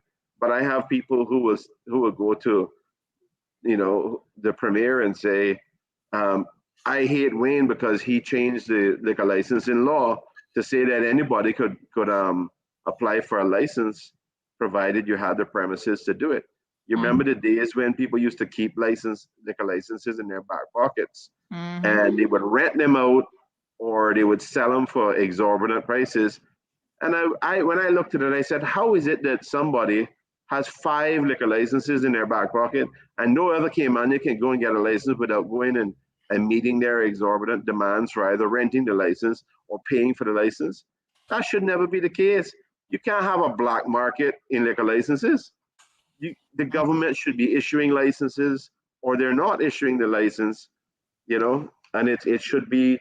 That's where the competitive environment comes in, because every single Caymanian should have the same right to participate in business, and to help the marketplace reach the point where they're providing the best value and best service to consumers. All right, Kenneth, okay. Marissa in. Yes, thank you so much. Because I see I lost this battle already, but I would agree that the free market approach is definitely one that is most beneficial to a reduction of prices. But when it comes to essential services, I'm not suggesting creating monopolies and just leave them there. The benefit of being limited to a certain amount of competition has to come with an agreement and arrangement for the price control mechanisms. And I'm not saying that you do a restaurant, but let's not be naive to the fact that we do have those control mechanisms. Now, I asked the Minister of Tourism, why is there regulation on how many taxi drivers we have? Why is there regulation on, I think it's, what was the other one? It was liquor licensing before. I know they've freed that up a much, but if we're going to take a free market approach, why are we not doing it everywhere? Because we recognize in any developed nation, and Wayne, I think you would have contested this, that there is a combination approach depending on the economy that you have. And what I'm saying is there's essential services out there that we're getting. There's nobody regulating the rental market. And a Caymanian, for one single bedroom, just a decent single square room, painted with a decent bed net, it's like $1,700. I mean, who's looking at that? And that's a free market system. So you can't say it's working all the time. And I'm saying that the essential things in life, shelter, food, utilities. We have to be better at regulating. Now, a restaurant and liquor license, if you want to buy alcohol and drink yourself debt, that's your business. You would pay the prices of the free market.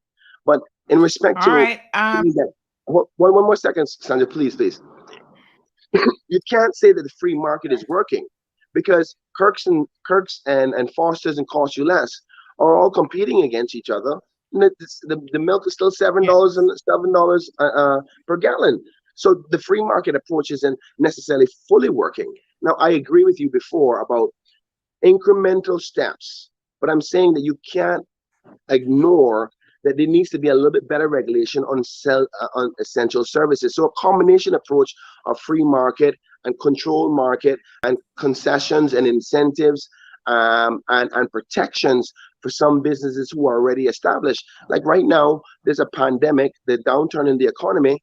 Why are we granting more licensing to compete with the current small businesses and big businesses here, as if to say they don't have it hard enough as it is? And the irony of it, Kenneth, is according to DCI, there has been such an increase in the number of business licenses that they're inundated and backlogged for months. But maybe that speaks to the viability. I can't help but wonder if a lot of persons before were thinking, oh, I need to work for the man. And now they're realizing that, the man is shutting down and closing up shop and et cetera. And they're just recognizing their own power as entrepreneurs. And I don't think anyone should try to squash that or diminish the ability, because in fact, small to medium-sized businesses are the backbone and fiber of any economy. So doing everything in your power to try to support those businesses is extremely important.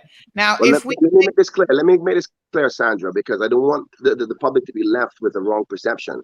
I'm not saying that small businesses out there who are trying to start a supermarket, to start a little shop, or a barber salon or a clothing store should be regulated. Those are non-essential things. I'm talking about, we sit here and say people can't survive. What are the essential things to survive? Utilities, shelter, and food. And transport, I would definitely think. Those 4 areas, I'm willing to be stronger in the approach in respect to making sure that prices are down. Now, the other things other than that, listen, free for all. That's what the market forces do that. I'm not suggesting that I should stop a Cayman who say, something, I'm going to start a little electrical company. No, of course not. That's not what I'm saying. I'm saying that the areas that need protecting, we have to do a better job at protecting Caymanians so they're not outpriced on survival. That's what I'm saying.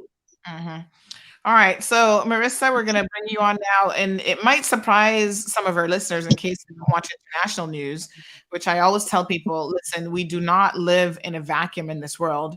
In fact, for Cayman, most of what happens here is impacted by what's happening overseas. So in America, they have been pushing very, very hard recently under newly elected President Joe Biden to increase the federal minimum wage from $7.25 an hour to $15 an hour. And just last week, they were unsuccessful in doing so as part of his COVID relief package. So he was going to tie in this minimum wage hike into his COVID relief package. And unfortunately, that actually was not successful because of that. So the government obviously will find other ways of trying to subsidize workers, in particular during the pandemic. Marissa, good morning, and thank you so much for joining the program today. Tell us what's on your mind. Good morning, everybody. Good morning, Kenneth and Mr. Panton, Mr. Bryan. Yes, I've been listening to you guys all morning, and everybody has their points, and it makes sense. If we would all just take those points and put in the right people and try to make it work, I'm pretty sure we won't get left behind. Now, when I advocate, I'm not advocating even for myself anymore. I'm advocating for my 13-year-old.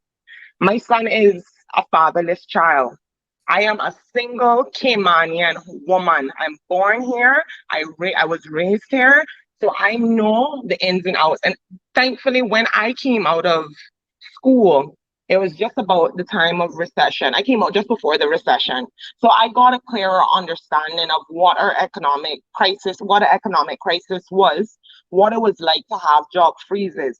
Now, there's so many points that you can touch on that I can touch on, but I don't even want to go too much in that, but I'll get there. So Cindy said milk. You guys said $6.50. I'm a business owner, a small business owner.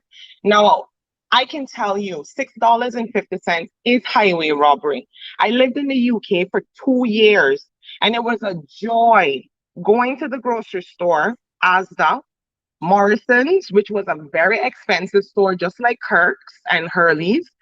And I was able to buy stuff that I wanted. I was able to live a healthier lifestyle because I wanted to, and I could. In Cayman, you're forcing the people that if they want milk, they have to buy the cheap cookie on the shelf because they can't afford the milk. And it's not even about organic. Please excuse my background if you guys hear anything. I am at work, trying to make a living. Okay. So, but when it comes to milk, like, you can't even go to the grocery store anymore and spend $200. There's no way that you can budget for $200 and say, I'm going to get all of my kids' stuff. I have one child. Cindy mentioned she has a few children. I have one child, and I know what it's like on a day-to-day basis trying to get my child a suitable house to stay in, clothes on his back, extra curriculum that they're asking fees for every single thing. Every single thing costs money in Cayman. And I am a Caymanian. I'm a supervisor. And I went to the bank a few months back, and the bank told me that if you make $12 an hour, you are only qualified for $80,000. How can you tell a Caymanian single mother that I have to go home and tell my son that if mommy buys the piece of land, the only thing that we can do is pitch a tent on here? So then when he goes to school, and obviously we all know that bullying is real in Cayman. So if a child sees that another child is less fortunate because their mother works at Maples and their father works at in a government job, but my child is fatherless and his mother only works 2 jobs trying to make it, but they're telling her she can't make it, what am I to do as a mother? I am currently looking a place, and I can tell you, I have one child, as I've stated earlier, and my one child is not accepted in a 2-bedroom facility. How can you tell me if I'm making $12 an hour that I can afford $1,700 in rent? Do you know that the UK stops people? Just a minute. Okay. Sorry, people. Give me 1 minute. Okay. All right. While Marissa's taking a minute, she's multitasking there. Let's hear a little bit more from Wayne. Of course, some of your comments. Louise says healthier lifestyles means less burden on the government. John says Cayman Islands is a small island in the middle of the ocean. Obviously, shipping cost is going to be high, and therefore prices will be high. And he's telling her to calm down a little bit. I think people do get very emotive about these things because these are the things that impact them in a real way. You're as a single mom, you're trying to have a better life for your child, and she's saying she only has the one child. I mean, I myself only have one child because I couldn't imagine affording it more than that really at this point in my life. And there's so many things that you want for your children. You want to give them the best opportunities in this world. I kind of jokingly say to my husband, within the law, we do whatever it takes. So if it means dancing at a pole, you do what you got to do because if it's legal, then you get out there and you hustle. So, but how much can you hustle and still have quality of life and be able to spend time with your family, in particular, your children that you're trying to raise? So these are some real concerns. Let's just check and see. I think Marissa's still unavailable. Oh, you're ready. Okay, go ahead, Marissa. Okay. Yes. So I was saying, like me having going out to look a place you because I can't go to the bank. I can tell you my story and I can keep repeating it over and over. I got in a car accident in 2012. I was hit by a drunk driver and charged for careless driving. Can you imagine that? My car was written off. Back then, they did not have full comprehensive. I went to court. I paid a lawyer. I lost my job. I incurred debt. I tried to get back up, and I still have not gotten back up. 7 years later, I decided to pray about it and go to the bank and say, I'm going to go back. Even though I have been paying, it's written off, I'm going to try again. I was still denied. Today, I need a place to stay. I have to find a place before the end of the month. Do you know it's been such a difficult process? Yesterday, I went to to look at a few places. And I can tell you something. What they're giving us for $1,400 is what you would give somebody in a ghetto district in Jamaica. God forgive me for saying this, but I have been to ghetto in Jamaica, and I can tell you, around the back by Sammy's Airport in Old Sammy's Airport in by the Cayman Airways, that's been bought out. And you should see what they're offering you as a 2-bedroom for $1,400. And this is what we're talking about. I don't care about no turkey. I don't want no $200 washer. Even though if I had a house, I would take the washer and the dryer. But I'm saying to you, what we need some sort of organization to help our people.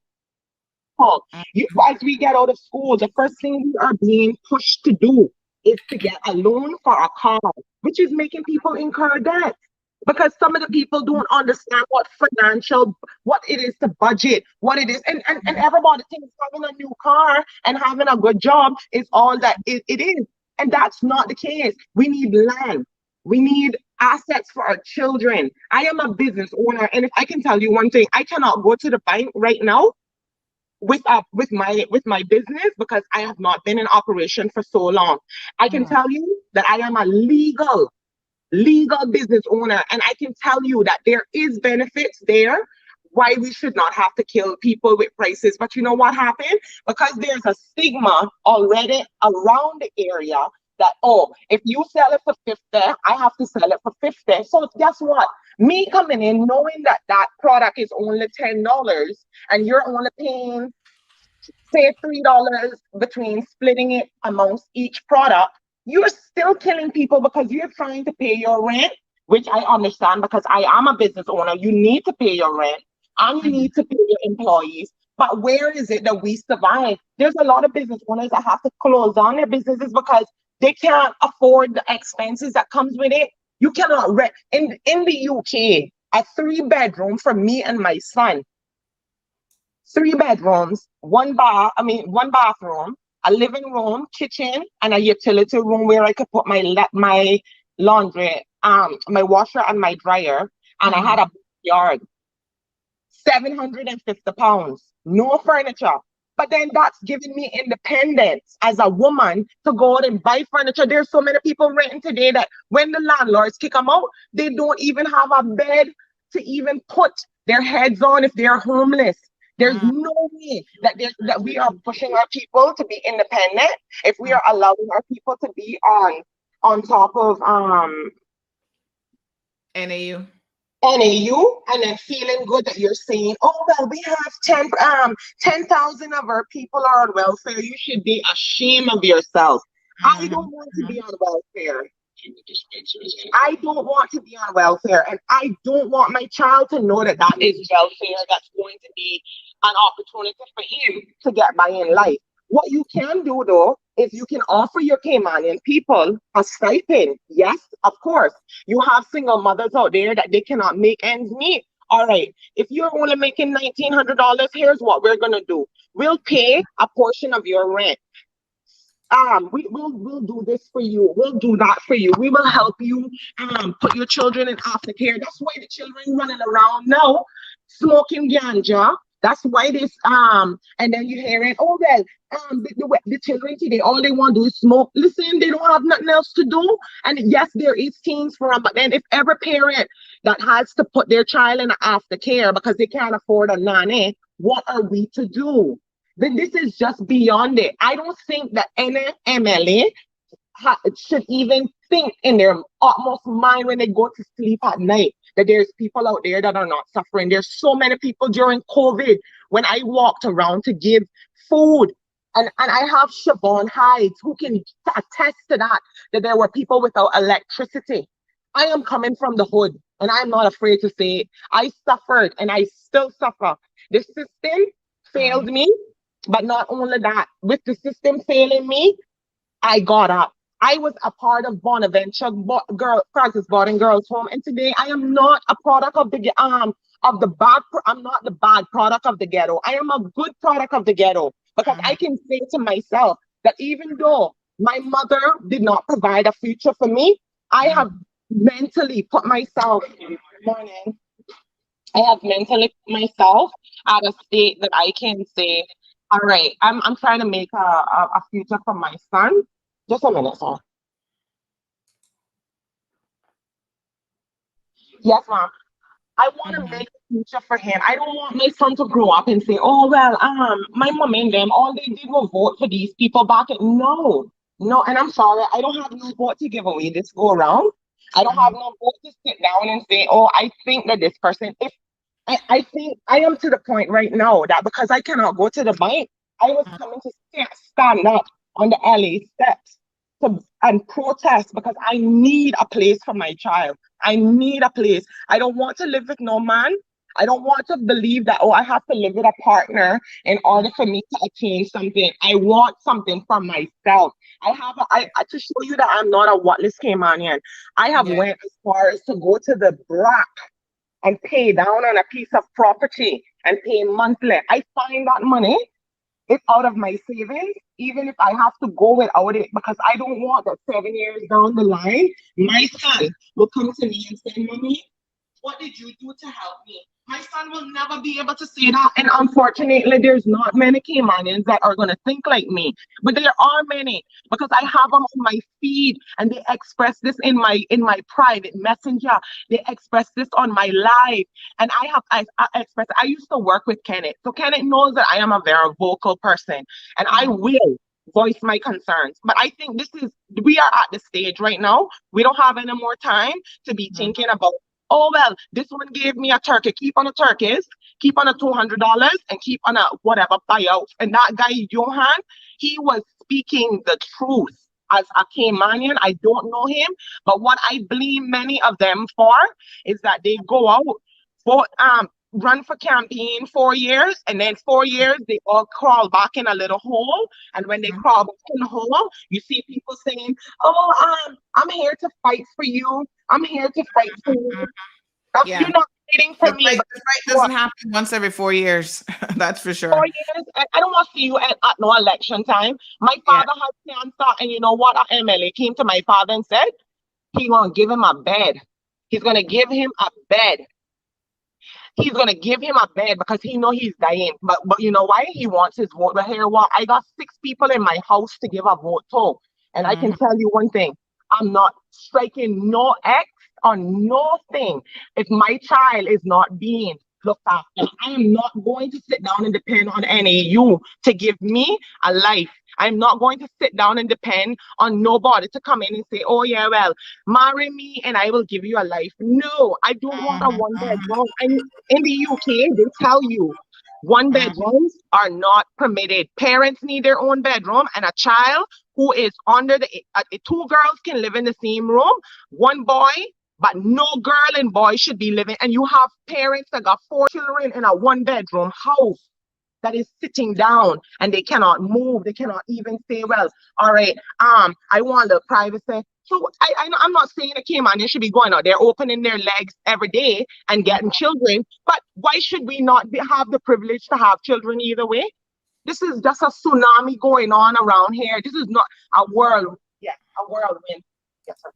It's a whirlwind, and I'm so sorry to say it. I am tired. This is why I left my country 2 years ago, but I am not going to leave this time without me attaining something for my child, and I'm going to fight it. So if they want me to come on the LA steps and be like the Cubans, I'm willing to do that. Girl. Now you're you know talking. what my problem is, Miss Sandy? The only reason why I had to call Miss Shirley Ralston on Saturday in pairs, because I said to her, Miss Shirley, I'm ready to give up. I have to find a place to go. And tears are coming to my eyes as I speak right now because I cannot find a 2-bedroom that is suitable for me and my child to live in. Everybody that I call, I am hearing no children, no children, no children. So what the hell am I supposed to do? Go and stand up by NAU and tell them that? And then they want the whole of my records and this and that. If somebody has $5,000 in their account, you don't know if that person is saving that $5,000 because one day their luck might strike and they get the house that they want, and that is their bank loan. That is their down payment. You got Caymanians out there that we got pay stamp duty, we got pay for this, but in the States they can obtain houses for less than $2,000. This is just highway robbery, and I don't care if I have to go and stand up on the LA steps when all of them get into the house. I want to be a tick in order to hate me and love me. I love you guys. Have a great day. Marissa, hold on. All right. So let me just understand, we try to be about solutions here on this program. And I hear your frustration and I feel your pain. Let me just understand what it is that you need in this moment, because I do have people who are reaching out as well, who are listening to you. I need to find a two-bedroom. You need a 2-bedroom house or apartment rental that will allow children, your child. So you have a single child. And can you tell us what your budget is? Miss Sander, I don't tell you the God honest truth. I am willing to work myself to pay. I have even said I will push myself to $1,400 a month because I need it. But there's nowhere that is out there for $1,400. As I've told you, you should see what I got for $1,400. Go by Sammy's Airport Inn and you will see exactly what they're offering for $1,400. Right. So I'm going to put out just a plea this morning for anyone who has accommodations for $1,400 or less. So if you can get a 2-bedroom for $1,200, $1,100, whatever. It's just Marissa and her child. How old is your child, Marissa? My son is 13. Okay, she has a teenage son. They're looking for a 2-bedroom house or condo apartment, whatever you want to call it. Please contact us at 324-1612 and we'll put you in contact with Marissa. I do have Marissa's contact information.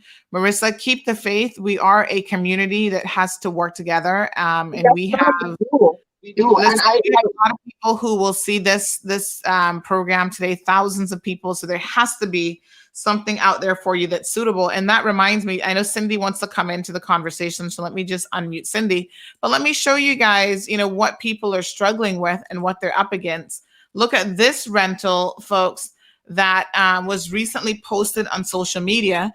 This is a room for rent in a 2-bedroom apartment, share with a female, preferably single and a Jamaican. Okay. Light and water included. And this is located near KFC in town. Now, it struck me that this room is so small for $750 that literally the dresser and the bed are touching each other. And I don't know if you guys noticed that or not, but there doesn't appear to be a lot of room in this room. But this is a single room for $750. You've got to share a bathroom and the other common area, kitchen. And I don't know if you get access to living area because that's not necessarily in the picture, but hopefully there's some kind of sitting area or something as well. But, the cost of housing in this country continues to rise at an alarming rate that is pushing people out and people can't afford. Sandy, yes. I don't mean to cut you, but Marissa, I want you to know that you are not alone. And I don't want you to get overwhelmed and feel... No, baby, I am never overwhelmed. I am a believer of God, and I know that I will make it. Trust me. I'm only here voicing for our people. Yes, and I appreciate you. You are loved. You are respected. Don't stop. If you would like company to go on top of that government steps, just give me a call and I will be right there, right standing by your side because I feel your pain. You understand? It is really rough, Sandy. And it's not that we want to be renting. This is where all right. We have no protection over our rental. The landlords are ripping us off. and we have no protection as Caymanians. Like I honestly, I can go into this all day. We would be here all day. But as I've said, we have a problem. We need to have a regulatory board for rental because we need to be able to have these people held accountable. You have landlords out there that's taking persons $1,000 deposit because you see one little scrape of a pee come off of your door. You have people out there that I had a landlord take my entire deposit because the man said I messed up his shower curtain. $650. When I was pregnant with my son and I dyed my hair, and the man said he was taking my deposit because I messed his shower curtain that probably is what, $5-10 $5. Wow. I am not. Shower curtain. I don't mean to cut you, but Mr. Panton and Mr. Kenneth, this is my views about housing, right? We shouldn't have to pay thousands of dollars for a rental when we can pay $950 mortgage to a bank. Thank you. We need a government fund that allows Caymanian homeowners that still qualify. So I'm not saying to hand out free cards here. Let us apply and qualify for a mortgage that government can insure and said, this is a guaranteed down payment. So we can move into these houses and start paying mortgage right away. You understand? Because I am more here for paying $950 mortgage than calculate me and 4 children for rental. It's not possible. Because for a 3-bedroom is clocking 3,000 odd. That is almost 3 months mortgage and more. So as representatives, I really need y'all to look into housings because right now I'm in the same situation as Marissa. There is no housings for us. It hurts me to when people post no children. Like, miss, don't you yourself have children or had children? Put yourself in our shoes. Why ask for such a high deposit plus 1 month's rent? So basically we have to come up with like all 4,000 to move in and then tell us children are not allowed. But they're pushing us out here, Miss Andy. They're pushing us out here to pay $1,400 a month, right? Now, remember, I just said to you, I am making $12 an hour as a supervisor, right? Caymanian, and that is by choice. I am trying to look a job, yes, for betterment, of course, but is it hard? Yes, it is. Is there a lot of competition? Yes, it is. Have I not gotten good calls, gotten second in line? But that still doesn't mean that I'm getting it. I still congratulate the person that has won the victory of getting the job. But what about people? We should not have to put a stigma on our people that you have to work at a gas station, you got to work at a janitorial company. In the UK, you have people who work delivery, Morrison's, the party shop, anything, a baguette store. But guess what? They work, but they know, okay, we're working and we're not going to die because we have our government that's there to help us. So guess what? You still have employed people, and then you got to say Caymanians don't want to work. And other we don't want to work, What the problem is, we don't want to work, and when we work, we killing ourselves. I went to Health City a few days ago. $899 US. Hold on, I'm gonna calculate it right now. Plus the $60. So I paid $959. $805 CI, and they took out $200 out of my insurance, which left me paying $605 up front in order to know if I had stress, if how my heart was doing, a STD test, to check my protein, to check thankfully they gave me a little breakfast. I can say that's the nicest part. They checked my blood. They did all kind of stuff just because I felt like I'm saying to myself, I feel so stressed out that I'm working, I'm killing myself every day to make a living, but I cannot even survive enough to go to the doctor because I'm making $12 an hour. Listen to me, I don't care what no one says. There has to be something that is out there to help us Caymanians. If these people can come in, and every day I am in a group, and every day I see somebody put up, we're moving to the Cayman Islands. Trust me. We want some information on how to do it. is sad. It is Yeah. sad. It is so sad. I think the Caymanian, Marissa and Cindy, I'm going to put you guys on mute for a second because I want to bring our politicians back in. But I think this concept of the Caymanian dream, it is still very much alive, but it seems like it's not necessarily alive for Caymanians themselves. So Eden has a question for Kenneth and Wayne. Kathy Wilkes has stated that one day she wants to push the anti-bullying draft legislation to debate and get it to action. Not exactly related to cost of living, but still a very important topic. Wayne and Kenneth, your views on this? Well, on anti-bullying, yes, that is the cause of a lot of pain, a lot of suffering for a lot of our kids, and that has to be addressed. I am absolutely in favor of that. I speak to kids all the time. I see the impacts on them. I see the way it destroys their confidence. It destroys their ability to function in school.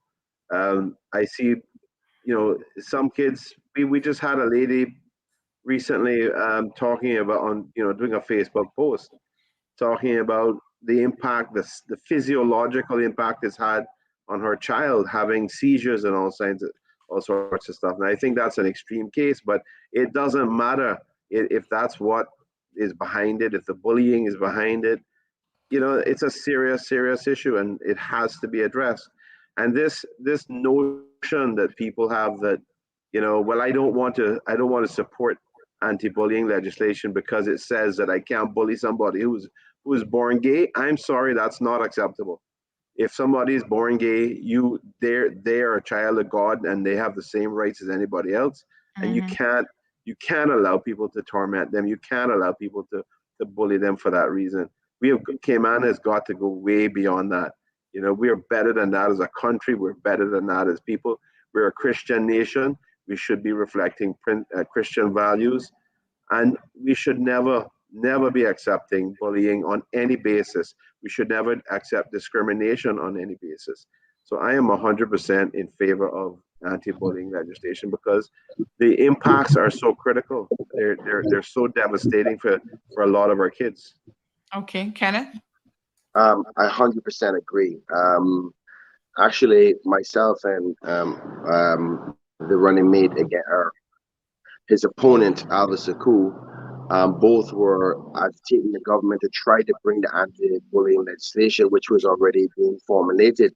But for whatever reason, this administration found it not important to bring it to the House because we were trying to get it done before the end of this administration.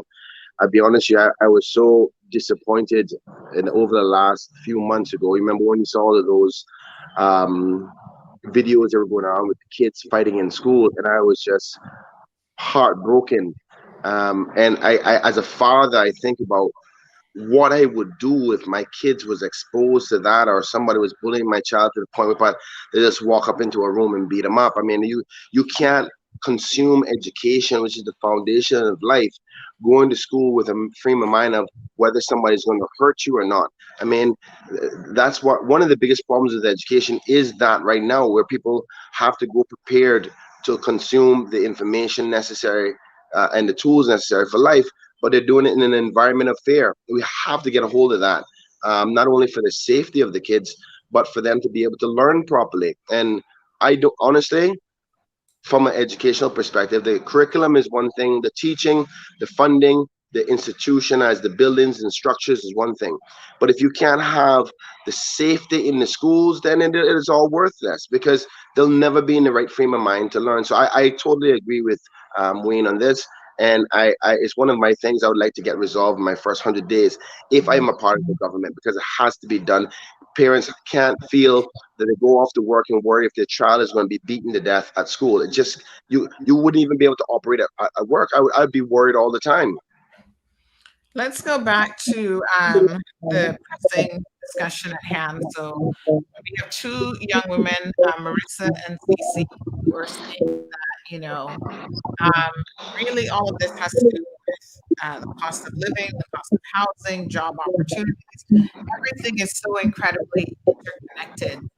I think when we hear young Caymanians like Marissa, like Cindy, saying we want to work, we're willing to work, we're willing to put in the sacrifice, but help us a little bit.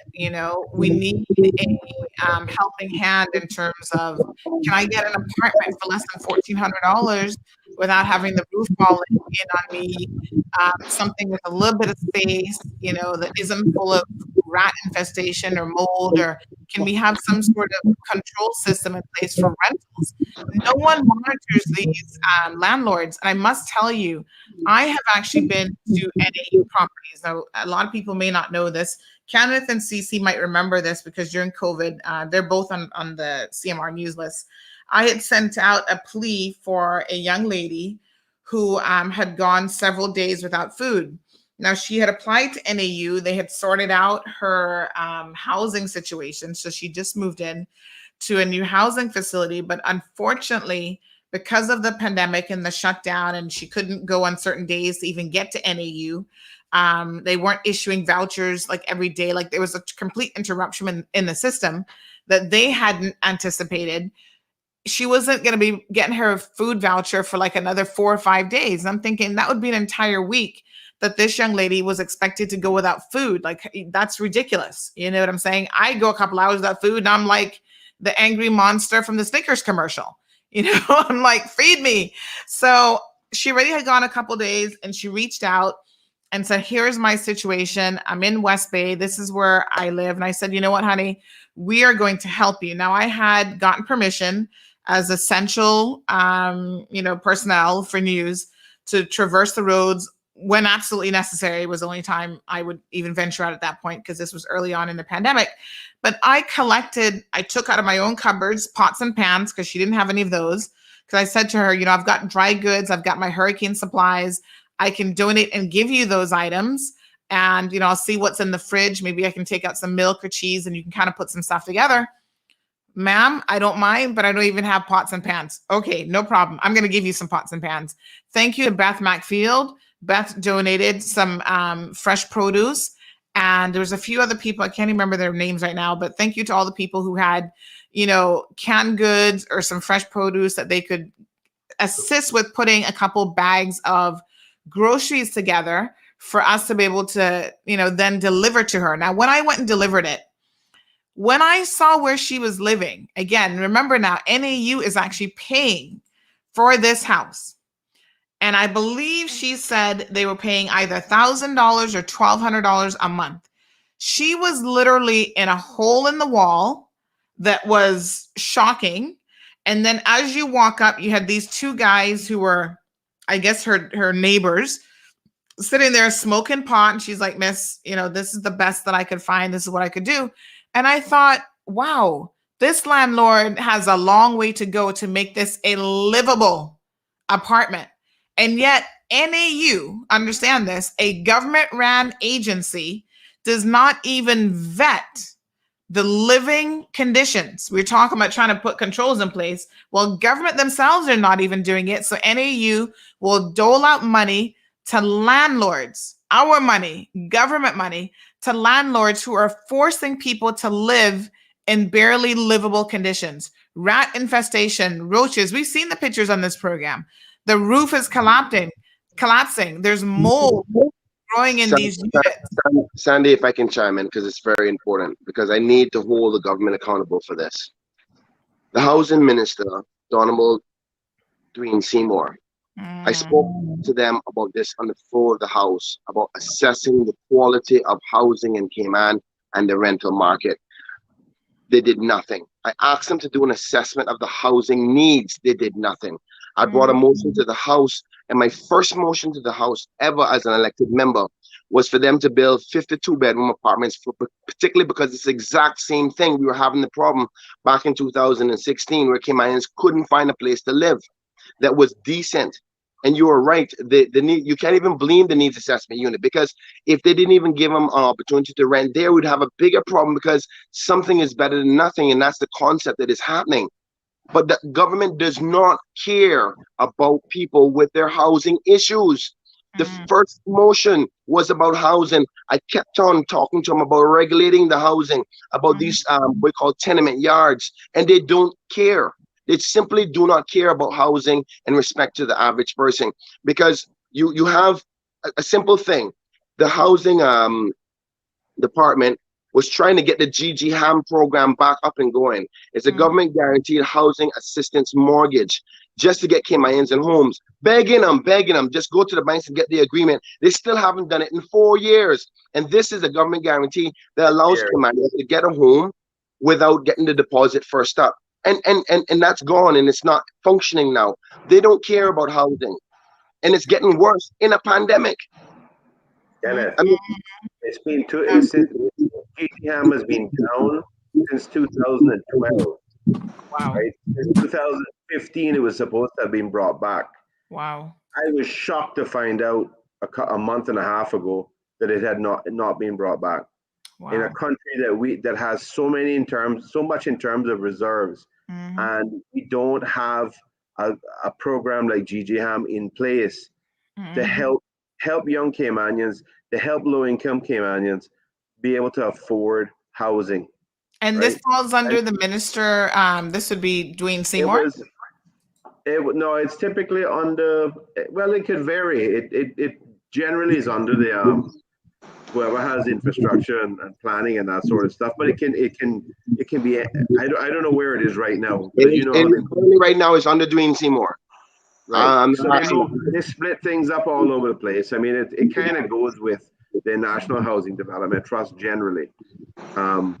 But yeah, I mean, and just for people to understand what that is, that's a program which basically government would guarantee the first 35% of the loss on any mortgage. Right. So that means that normally when you go to the bank, you've got to find 30 to 35% equity and money to put in to buy a place, right? To put down a deposit to put down to buy it, right? And then the bank will lend you the other 70 or 65%.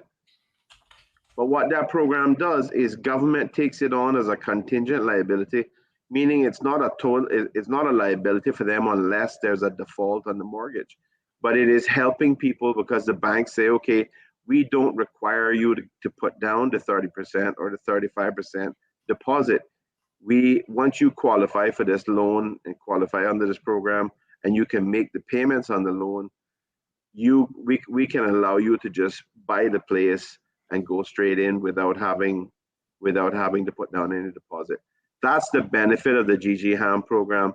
And the GGHAM, they're the 6 or 7 retail banks, I'm including credit union for this sake, even though they're not normally a retail bank, but they all have given commitments to participate in this from time to time. And sometimes it's up to 10 million, 15 million for some of them.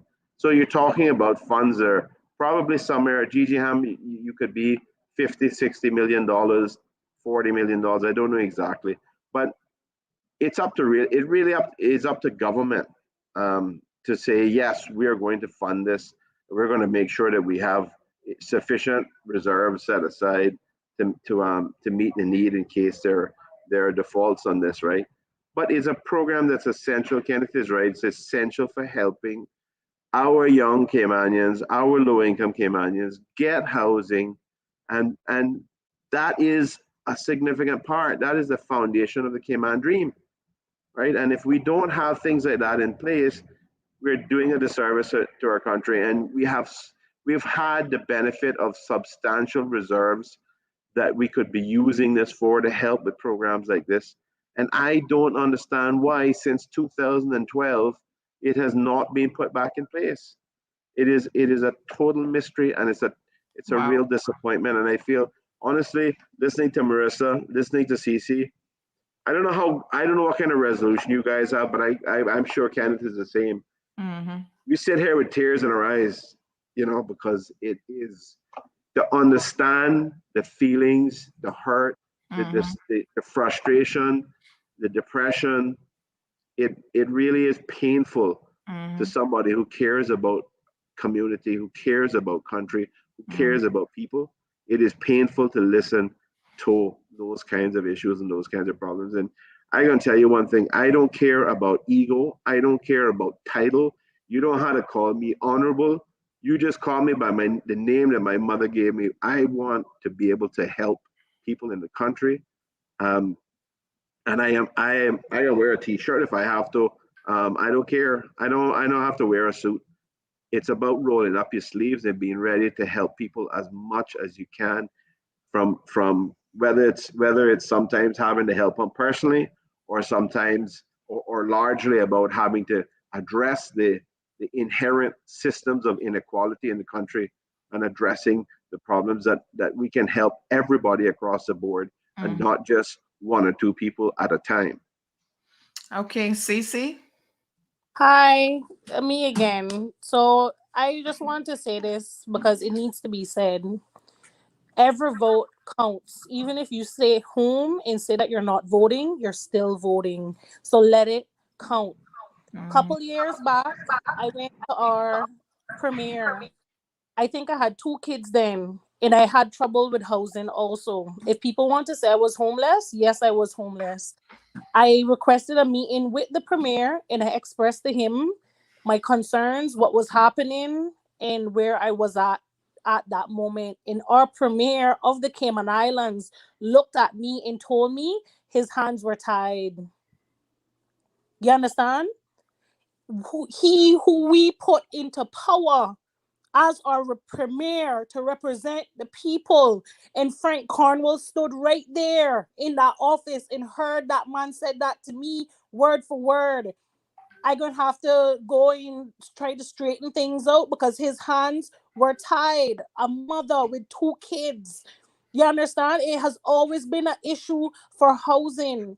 And it hurts that we're voting these people in and they're not doing nothing for our people. Yeah. Well, news flash, Cindy. That one not getting voted in. I mean, call it what it is, but Look at it. The girl had to take her family and go on the beach with a tent to get assistance. You telling me that I need to go on the beach with my 4 kids to get assistance? Come on. Late last year, February 14th, my son put a charger in his mouth and was electrocuted. And I had to rush him hospital because he stopped breathing twice. Thank God my mama was there because God know I panicked. And we did everything possible to get my son to breathe again. And we went hospital. We spent a couple of days in hospital. And ever since then, my son has little light seizures. My son would be playing with toys, and you have to check up on him on a regular because he'll be lay out on the ground shaking up. I went to NAU and I submitted my application. I submitted everything they needed. And Sandy, up till this day, they have not gotten back to me about the clinical coverage for my child to go as health center to do a simple MRI to understand why my child is having these seizures. Sandy, we are tired. You know me already. I'm not a person. I don't like NAU. I want to be in a job where I can help my family, where I can provide for my family. Like handouts is not me. You understand? And I shouldn't be out here begging for jobs. I should not be out here pleading. And it's a big frustration, like literal tears in my eyes talking about this. Cause if I lose my 2-year-old Sandy, it's not gonna be pretty. Every child should have cynical coverage. We are working for $6 per hour and we cannot afford to have our children on top of our insurance. If I add my children to my insurance, I am working for nothing. For nothing. I can pull up you I can give Saint Sandy later on. I have to check for it. Where I had my kids on my insurance one time working in HR. In my pay stub, the check that I got from my employer was $0.62.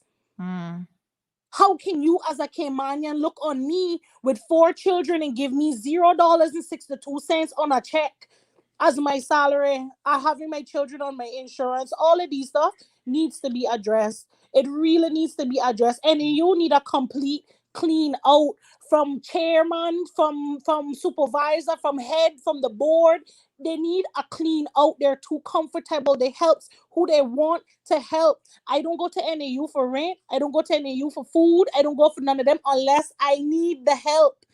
And even giving them everything they require. They don't answer emails unless you use email CC MLAs in your representatives in the email. It should not take me CCing my representative into my emails for NAU to acknowledge me. That is dead wrong, because I see hardback, able working people that can work, going NAU, get their food voucher, get their this, get their that, and they go about their business, going home, go lay down right up and down on the streets begging people and living life lavish. Oh, government have to mind me. No, government does not have to mind me. But if you see me as a struggling native of this island that needs help, push me that I can help others. Who know me know I am struggling, but I still put that foot forward to help others. I was struggling in the pandemic, and I still teamed up with Megan from Big Hearts and delivered food as far as Town. I didn't get up on social media and wanted an award for it. I didn't get up on and take pictures of the families that were in need. Some of the people I didn't even talk to. But guess what? It wasn't about whether we like each other or not. We are Caymanians. We are one.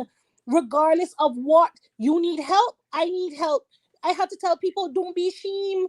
At the end of the day, your kids should never go sleep hungry. These stuff are not coming from me, so I cannot look on you and tell you, say, oh, I had to do this for you. I am not that kind of person. Anything I do it from my heart, Sandy. If I help somebody, I don't look back to say, oh, you owe me this or I did you. I don't count favors, because we are one. I know the struggle. And it's so sad that people like me can't get in a position to win, because God knows I bring in everybody up that I struggled with. I am bringing up my people. So like I say, if I have to be that black egg that speaks out and ruin my opportunities and sacrifice myself for Caymanians to get forward, let me be that bad egg. But I am pushing and I am tired. One person can only take enough. Sandy, you always express to me about having so much children and whatever, but guess what? I am rocking it with 4 children. I make my struggle look good with 4 children. You understand? It's the mentality of these Caymanians. Yes, I have 4 children. Government is not obligated to mind them. Me and my partner that made them are. But if we need help, why not help those that are trying to help themselves? Trust me, if I get a government job, you wouldn't even see me on top of my road. I will shut up. You want me to shut up? Hire me. Like, and CC, to be fair, I'm not trying to put too much of your personal business out there, but yes, you do have 4 children, and you and I have had some very frank conversations around that situation. And I must say that, you have taken my advice in terms of long-term planning options and how you need to look at the bigger picture when it comes to the future of yourself and, more importantly, your children, and trying to make sure that they have every possible opportunity that they can get to try to pull themselves up and be a success story. And I must tell people that, Cindy's here talking the talk, but Cindy is also willing to take advice, take counsel from those of us who are a little bit older than her and a little bit more experienced, and do what she needs to do to put herself in a better situation.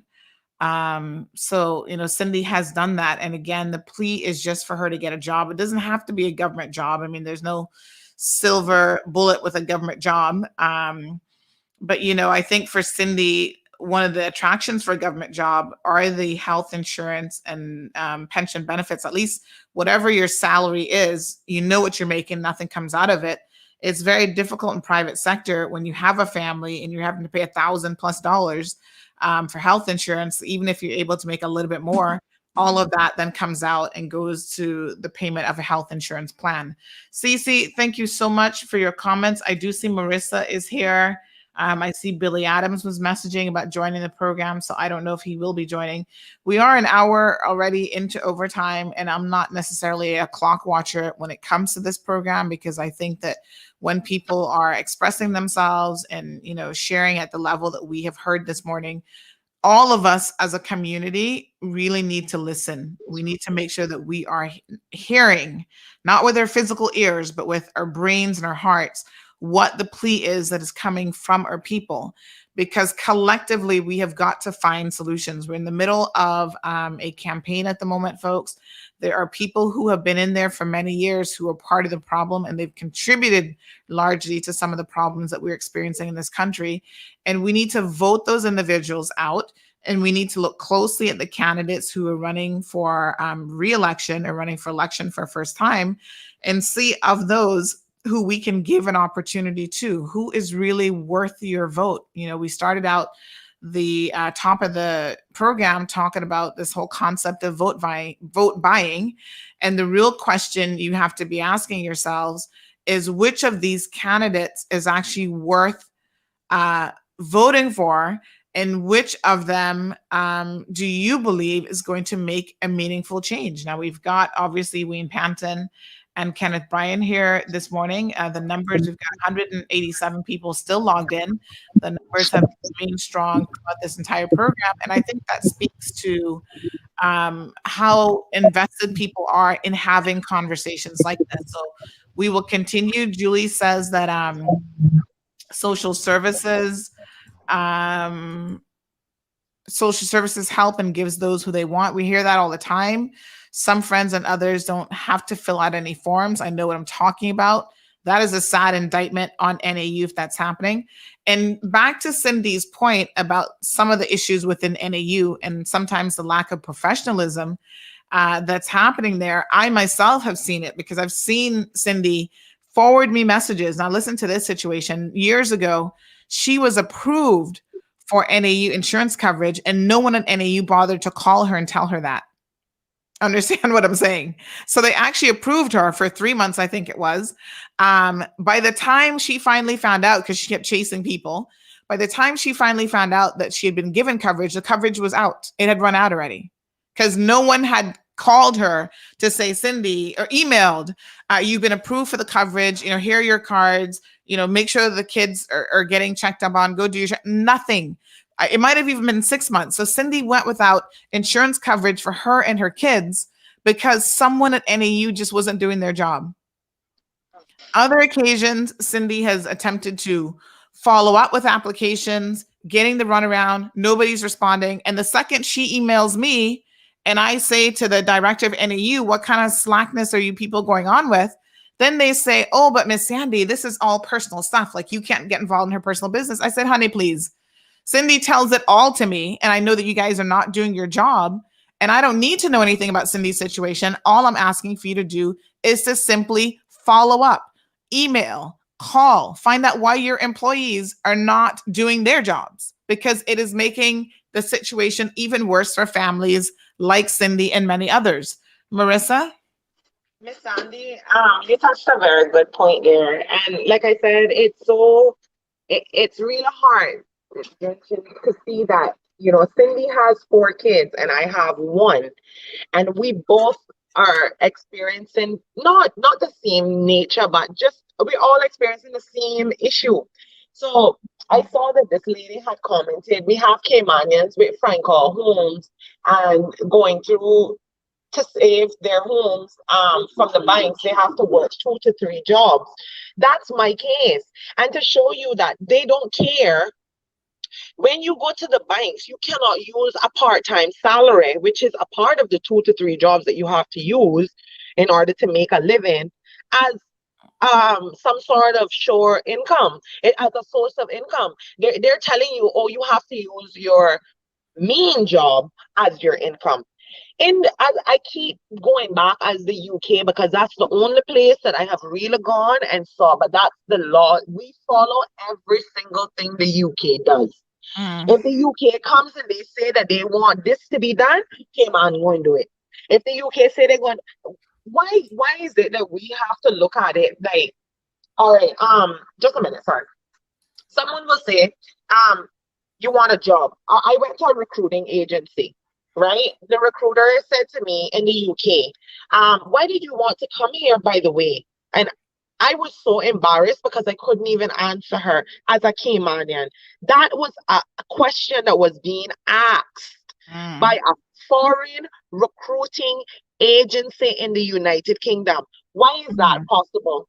Oh. Why is that possible? I wonder how many of our recruiters here, Marissa, are asking the same question. Well, why do you want to come? I will give you an example of what happened.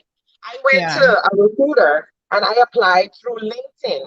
Now, LinkedIn is not always the best to apply for a job because you can't show your CV, which your cover letter, which expresses more about you, right? A recruiter called me from a specific company, and that man, the man said to me, "Hello, Miss Monica. Yes, I'm calling from such and such and such." I said, "Hi." He said, "Oh, I seen your resume. Your CV seems to be really nice, but however, do you really think that you can apply for this job?" I was like, "Wow, well, if I didn't feel like I could apply for it, I would not have. I would have saved myself the embarrassment." Do you know he went back? He calls me back after 3 that afternoon to apologize because he went through my CV, and when he went through my CV, he said he hadn't looked at it properly. So because I told him I was a Caymanian, and you heard, you're gonna tell me that I can't apply for a job? You didn't even give me the authority, the opportunity to go and apply for it. And you know what that led to? He had to apologize. He was like, "Oh, but your CV seems to be really nice. And you know what? I really didn't probably take the time to go through it." Now I had a recent recruiter who is new to the island asked me a few days ago, "What is the market like?" I said, "If you are a Caymanian, you go to a recruiting agency, it's like they have this stigma. That's why not much Caymanians apply through recruiting agencies, because we only see the recruiting agencies as a way to as a way to we want to see the recruiting agencies as a way for as an opportunity for people abroad to come here and get jobs." And I'm not even joking when I say that. They're scouting for people overseas, because they're saying that LinkedIn, no Caymanian is really gonna go on LinkedIn. The average Caymanian is gonna go on EK Trade for the $6 an hour job. And that's not right. We should not have to be, we should have an authority that, listen, every single job, I don't care, even if it's a cleaning job or a stripping job, we should go through a board. And when it goes through the board, I don't want to hear, "Oh yeah, but we couldn't find any Caymanians suitable."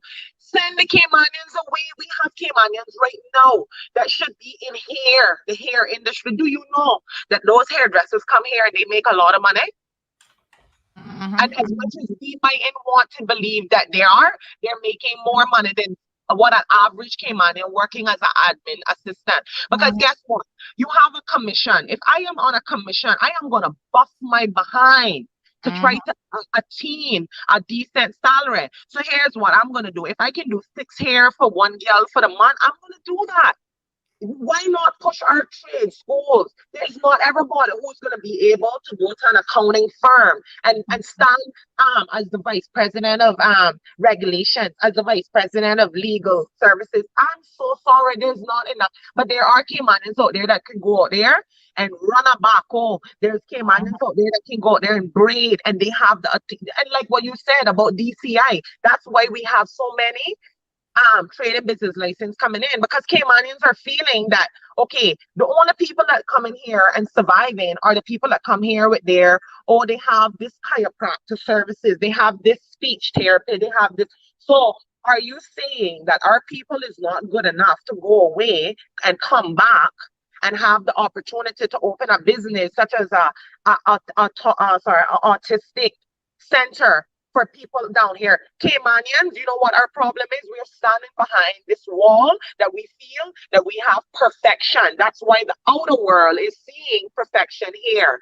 We do not have perfection. We have an issue and we need to address it. And the issue is our Caymanians are being left behind. I know of an incident that I can tell you. That guy, he is so lucky, because you know what? He went 12 years. He had a house. And because of certain situations within his family, the house got taken away. When the house got taken away, 12 years later, he applied back for a mortgage, or tried to apply back for a piece of land, and couldn't even do it. And you know what? He had to take his entire pension and savings in order to go and just attain a house. No, he can't build a house because he had to buy the piece of land. That is wrong. These things are wrong. We need trade schools. We need housing. We need jobs. And it's not jobs only. We need jobs that pay Caymanians. We need to be like Bermuda. Bermuda does not allow anybody to come in there and just buy land. They have to have accountability as to how they're going to get this land and purchase and a reason. You cannot buy nothing over there just like that. But we have people coming in here, they get a little 6 months or a year on the job, working at the hospital on a work permit. And guess what? By the time you look, they got a nice little house down up in Smith Road Villas. They got a nice house up inside one of those new developments. And when you look, a Caymanian has to settle for a cheap ghetto house. I want to live in Newlands too. I want to live nice too, and I want my son to grow up in a good neighborhood too, because my son is a Caymanian. He needs to grow up in a poor neighborhood. I don't think so. And you see, if we don't take a careful step towards this, the government is going to make sure that we get sorted. But what they're going to do also is to make sure that we're sorted, but sorted at the lowest level. And we do not deserve that. We deserve to be put on the platform at the top, because here what it is, because of Caymanians, why we have this. My grandmother, my adopted parents, they work their behinds off to make this island a good place. My daddy and the people that adopted me contributed 30-something years in the taxi business, and they have never been acknowledged. And they are the reason why so many people. My mother drove Michael Jackson's brother. And now you would never hear of a Caymanian taxi driver driving any form of celebrity that comes here, because they have a stigma now that Caymanians are nothing. So where are we going to stand if we are nothing? So I'm glad you guys put me on this, but I'm just saying, Mr. Panton, I have heard highly of you. I mean, I said I was going to come to your meeting and personally ask the question, but since you're here, my only suggestion to you is listen to your young people. You can tell all the rest of your MPs, listen to the young people, because guess what? If we are not protected now, I am so sorry, but you all are going to get old. We are all going to get old. And these are going to be the reasons why our children are going to have so much resentment against us, because we did not fight for our people. We have to fight for our children. You have children. I have children. Sandra has children. Kenneth has children. Alden has children. He has children. Down to the very Attorney General and the governor have children. And if we do not look for our children's future, I'm so sorry. But your daughter and my son, she gonna end up probably getting a ghetto man, because she can't look at a rich man, because nobody not gonna be able. We gotta be separated. So you need to look at these things from now. My child cannot be left in the dark because, oh yeah, you don't want to help us. You don't want us to see a better future, or because they don't know where the next step is. If your hands are so tight with the government, delegate the right people. So and the thing is, you're delegating people, but who are you delegating? People that, oh yeah, they're looking out for their cousin and they're looking out for their ex-back friend. No, you need to delegate people that want to see something happen, and delegate people that have knowledge and background behind these things. You putting a person in farming and housing who never lived a life. Kenny, I have already said this many times, and if I see you going this time and not take up a portfolio, if you are under the government, I'm going to look at you and see again. I love you to. You need to take on a portfolio, and that is a portfolio that is standing for your people, because people like you are standing for your people. You are looking for what people. You see your people working hard, Mr. Panton. I know that you are looking out, because you're helping under the but that doesn't mean that you need to stand here and you don't help the community by taking on a portfolio. If you do get into government that is working with children, we need people who should know what they're doing, not people who just looking out for their pocket. And at the end of the day, your kids are good because you looked out for their pocket, and my child has to suffer. That's where the problem is going to happen. Right? Then nobody's going to be able to sleep in peace. We're going to have a Jamaica where there's going to be violence if we don't see any form of change, and that is the sad reality towards it. Thank you, Marissa. Really appreciate it.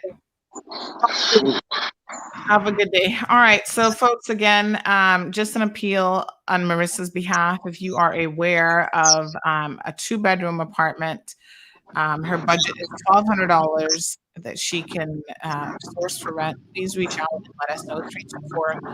324-1612 is the WhatsApp number. We see Frank and others who joined into the conversation here this morning, but we do have other things that we must get done here. So as much as I'd like for this to be another 7-hour live stream, I don't think that that's wise. We all have jobs and things that we must do. Wayne, having listened here today, what are your thoughts in this movement as we conclude today's program? Well, it's as hard as it is to sit and listen to the real life problems, the real life issues for our own Caymanians. As heartrending as it is, as emotional as it is, it is absolutely necessary so that people never forget what ordinary people are facing, what people who have various situations. I mean, you have two mothers there talking about their real life experiences and the struggles they go through and the frustrations they feel. One has one child, one has 4 children, as you pointed out. So it's not a case of them being the same, but they're still facing all of the same kinds of issues. And I absolutely agree with them. If our job, I mean, and the thing that drives my interest in politics to come back into politics is about the future. It's about children. It's about making a better Cayman for my child and his children, hopefully, your child, your children, all of us, the children of all of us. Because I feel very strongly that if we don't build a foundation and a legacy for them to have a strong society, for them to be able to themselves be leaders in the country, and for themselves be building something for the the future and the children of the future, then what are we doing? We've failed as stewards in the country. We've failed as individuals in the country who could make a difference. And that is what is driving me. I have less invested in the future. Kenneth is a bit younger, but he still has less invested in the future as well than a lot of our younger Caymanians. And we're driven by a desire to help build something to make a real difference in the lives of our people. And that, to me, that's across the board. Everybody knows that I care about the environment, but people need to understand that I care about a strong economy. I care about financial services. I've got a very strong background there. I was a minister for financial services last time, but that doesn't mean that I don't understand people and I don't understand issues. I had when I was a younger man and my wife and I were first married and we had 2 young kids. We had to make decisions about, do we buy this or do we buy Pampers and stuff for our kids? Very few of us in Cayman were born with silver spoons in our mouth. And I certainly wasn't one of them, whatever people may think. And so I understand the difficulties. But the truth is, you don't really have a great appreciation until you sit and listen to people like Cece and people like Marissa. That's when you are reminded on a daily basis of what the struggles are and what should motivate you to continue to get up every single day to try to make a difference in the lives of our people. And that's, I know I share that with other people. I know I certainly share that with my colleagues, Heather Bodden and Osborne Bodden. And I know Kenneth's heart as well. I know what his motivation is. And we just need a lot of other people to come together and take that approach and forget about title, forget about ego, forget about status and all of that. None of that matters, right? What matters is what we can do for our people to come together in a unified way. And I tell you, one of the things that really, I guess there's 2 points I want to make. One is I don't want people to give up. I don't want CC to give up. I don't want Marissa to give up. I don't want them to feel like they have no hope or to make their children feel like they have no hope, because there is hope. There is reason for hope. And we can make a difference. We can make changes so that the right people are pushing to make those changes. The other thing the other point I want to make is I know there's a lot of knocking sometimes of NAU. Honestly, you're talking about a group of, most of them are Caymanians as far as I know, and it's certainly headed by a Caymanian. And they're working hard. Yes, you may have complaints. Yes, they sometimes they may drop things and not come back to you, but they're also overwhelmed. They don't have sufficient resources. They don't have sufficient staffing, and I want to support them as much as possible. If there is somebody there that isn't working, then they should be changed, right?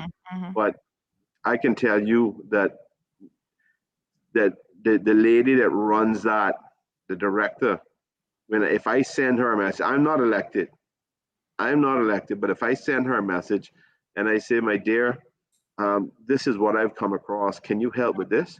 I can tell you she responds every single time and gets it done. And I believe Kenneth has probably had the same experience. So I love that lady. I love, I don't know everybody that works there, but I know a lot of them. And they're hardworking people with big hearts that care, but they're under a lot of stress. So let's not give up on each other, right? Let's come together. Let's make a difference in our country. Let's share each other's pain. Let's share what we have to help each other. Let's share our love and make Cayman a better country. We're a great country already, but there is a lot that we can do to make it better, and that's what we must work together to do in a unified way, caring for each other. Thank you so much, Wayne. So again, folks, Wayne Panton running for the constituency of Newlands. I want to remind you that Wayne does have a public meeting that is coming up tomorrow, Wednesday, March the 10th at 7 p.m. at the ICCI parking lot. All are invited to come out, and he'll be discussing a lot of community issues. And again, running under the campaign slogan that community creates country. Candidate Wayne Panton for Newlands, folks. Go check out his meeting, and we will be live streaming it on our page as well. Some final thoughts from, sorry, 1 second there, Kenneth. From Kenneth. Kenneth, thank you so much again for joining us for another spectacular show. Yeah, it's a pleasure to be on the show, and like what Mr. Panton said, it was really difficult but honoring to sit here and listen to the two ladies who came on the show today, because it really reminds you to put things in perspective. And I think I hope some other politicians or candidates were listening this morning, because that's as real as it gets, and that's why this is hard truth here on Cayman Mile Road. So I'm glad to be on the show this morning, and I agree with almost everything that Mr. Panton just wrapped up with in respect to his analysis of today's show. I want to say that there's a good friend of mine who's watching this show. His name is Quincy Brown. I want to say I love you. I want you to remember it's one step at a time, okay? Always one step at a time. In respect to the show, thank you very much for allowing me to be on. I sent you the flyer for my meeting tonight, and I'm assuming you're going to close with that. But some of the things, because it is that season of trying to know what your representatives are going to do. First thing I want to say is I'm willing to work with anybody to make things better for Caymanians as well as Georgetown Central. Because together we can make Cayman better. And it's so funny that Mr. Panton almost wrapped up that with my slogan of Cayman is good, but we can still make it better. And that's basically what my slogan is. There was a comment about, Kenneth, you better get a portfolio the next time around. It is my aspiration to be a minister. Trust me, I think I can do a lot for my country as a minister, but that's determined on the formation of the government. I hope to have an effect on that formation. As we know, there's a high probability of being a coalition government. I think there's a lot of like-minded independents who think the way I do, that I'm aligning myself with, that we can have an effect on formation of the government. And hopefully I can earn their trust to trust me to be a minister, to make executive decisions on the path of our country, because there's a lot of issues we have to address. So in closing, I want to say, and Sandra, you can just put my meeting at the end. I don't want to go into the meeting, so you can do that part. But some of the things that you would expect from Kenneth within the first 100 days that I've paid for, with those persons that I would work with in government. And that is, first thing we need to do is a code of conduct for our parliamentarians. All of us have to be held accountable for our behavior. Second thing is, we have to address the minimum wage and get it to a level that is acceptable for Caymanians to live on, but not too much that the business community can't survive off of. The third thing is the district councils get the law implemented and enacted, because we've been given too much excuses for too long. I believe those three things can be done within the first 3 months in the first sitting of the House. Now, in respect to the first year, these are the things that I would like to get started and going. They're complicated, but we've got to get the ball rolling now to affect life for Caymanians across the board. A cost of living reduction strategy has to be implemented. As you heard Mr. Panton and myself say, it's going to be a number of different strategies together to bring down the cost. And that could even include the minimum wage increase to allow people to have more things and more income to afford more things. But a cost of living strategy that the country can take moving forward to slowly but surely bring down the cost of living. That could be done in the first year. A national health care strategy reform. We have to make sure and ensure that all Caymanians can have insurance. If that means that we have to go to a national health care system, then so be it. But we have to assess it right away, because people can no longer be living without health care. And health care is also an added cost to the cost of living concept. So if we fix that problem, people will no longer have to worry about the health care costs that they worry about with medicines and procedures every day. And it'll also bring down our stress levels. So we can address that within the first year. A national pension reform plan, because we can tell that the pension strategies that we have now, when people retire, is just not enough. So government has to come with a better strategy of that. And I think that reform and that strategy is supposed to start on day one, that by the end of the year, we know exactly where we're going, because these things are not done overnight. And I'm not going to fool you to think that, boom, by the time we were elected, it's going to be done. But I can promise you the strategy to get it resolved will be done within the first year if I'm a part of cabinet.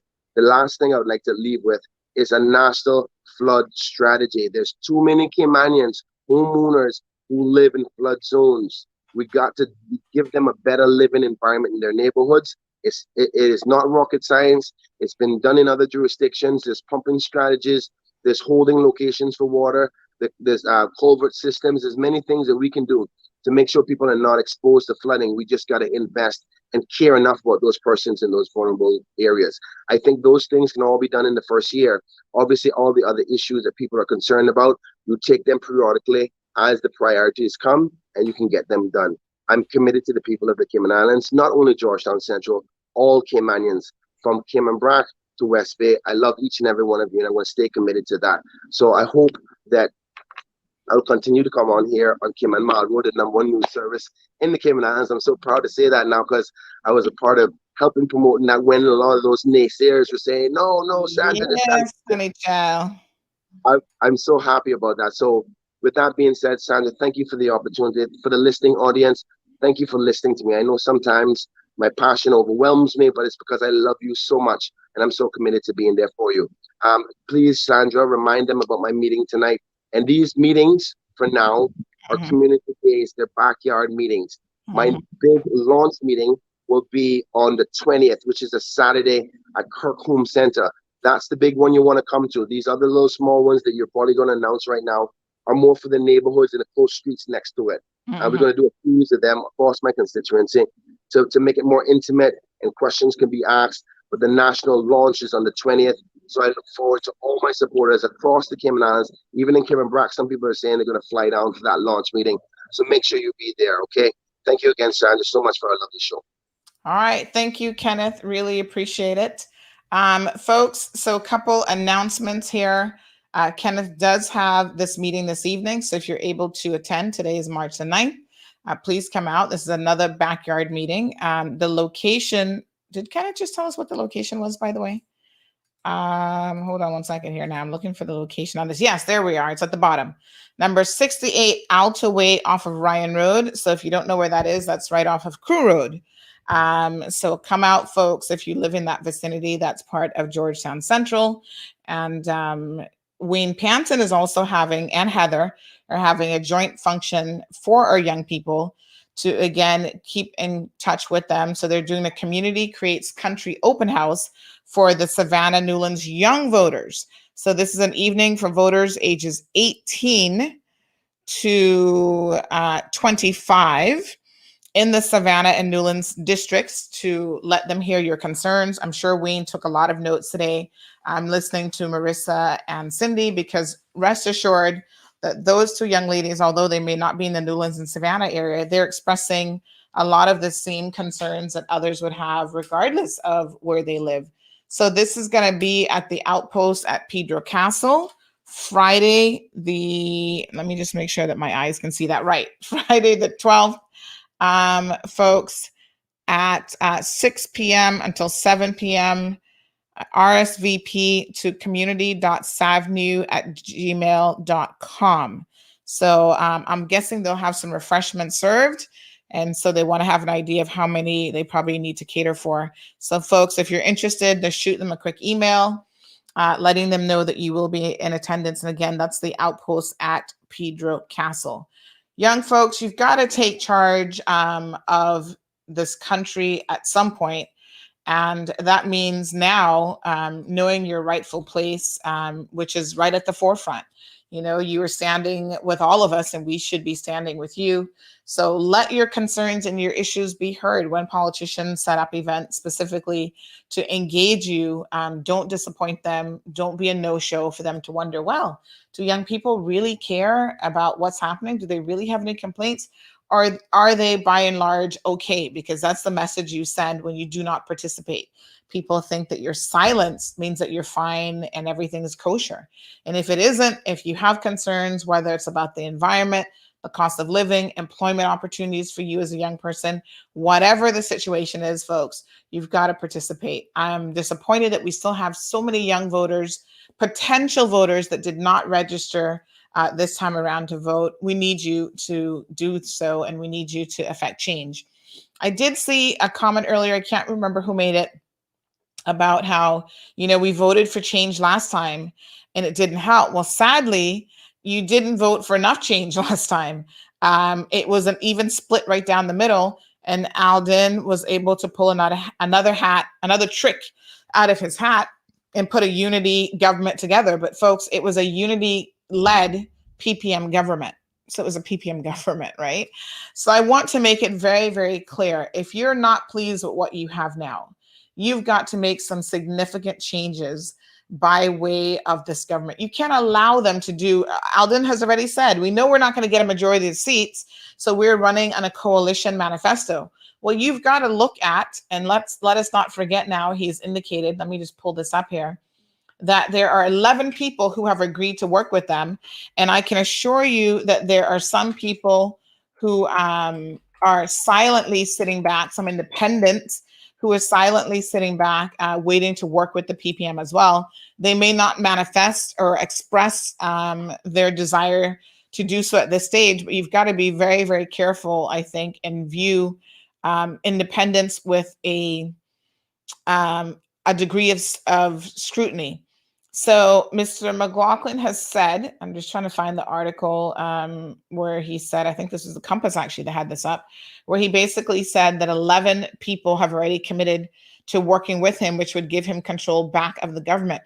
I want to make sure that you know who those 11 persons are that have already said they're fine, essentially, with how things have been running, and they will work with the PPM to, form a coalition government. So give me 1 second. I'm going to bring that up. Quincy, thank you so much. Quincy says CMR is leading and broadcasting the Cayman Islands. We appreciate it. Quincy showing some support for Kenneth as well. Tracy says, great show and excellent to see Cayman. People are voicing their concerns and demanding action. This is very encouraging. And thank you to Wayne Panton and Kenneth for your leadership and guidance to putting Cayman first. Vote educated Cayman. Thank you, CMR, for bringing us the cold hard truth. You're most welcome. So who are the people that will be part of the Premier's coalition government? He has said Vincent Frederick, who is running against Chris Saunders, will be part of his coalition government. Dwayne Seymour, who's running against Osborne Barden in Bardentown East, is part of his perceived coalition government that he's hoping for next time. Austin Harris is back in the seat with PPM. He refuses to become a Progressives member, but he has agreed to continue working with them going into the next election. So that's part of their coalition government. They also have, obviously, Mr. McLaughlin himself, Roy McTaggart, Juliana O'Connor-Connolly. They're all PPM card-holding members. And Moses Kirkernel, Joey Hugh, Barbara Connolly, David White, and Frank Cornwall, who is running for the first time in Georgetown Central.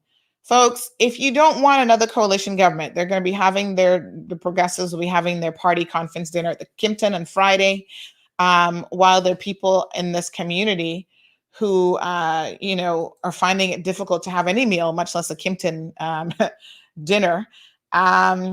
You've got to vote differently, right? Now, there's some real possibilities of some people being moved. It's possible to move anyone,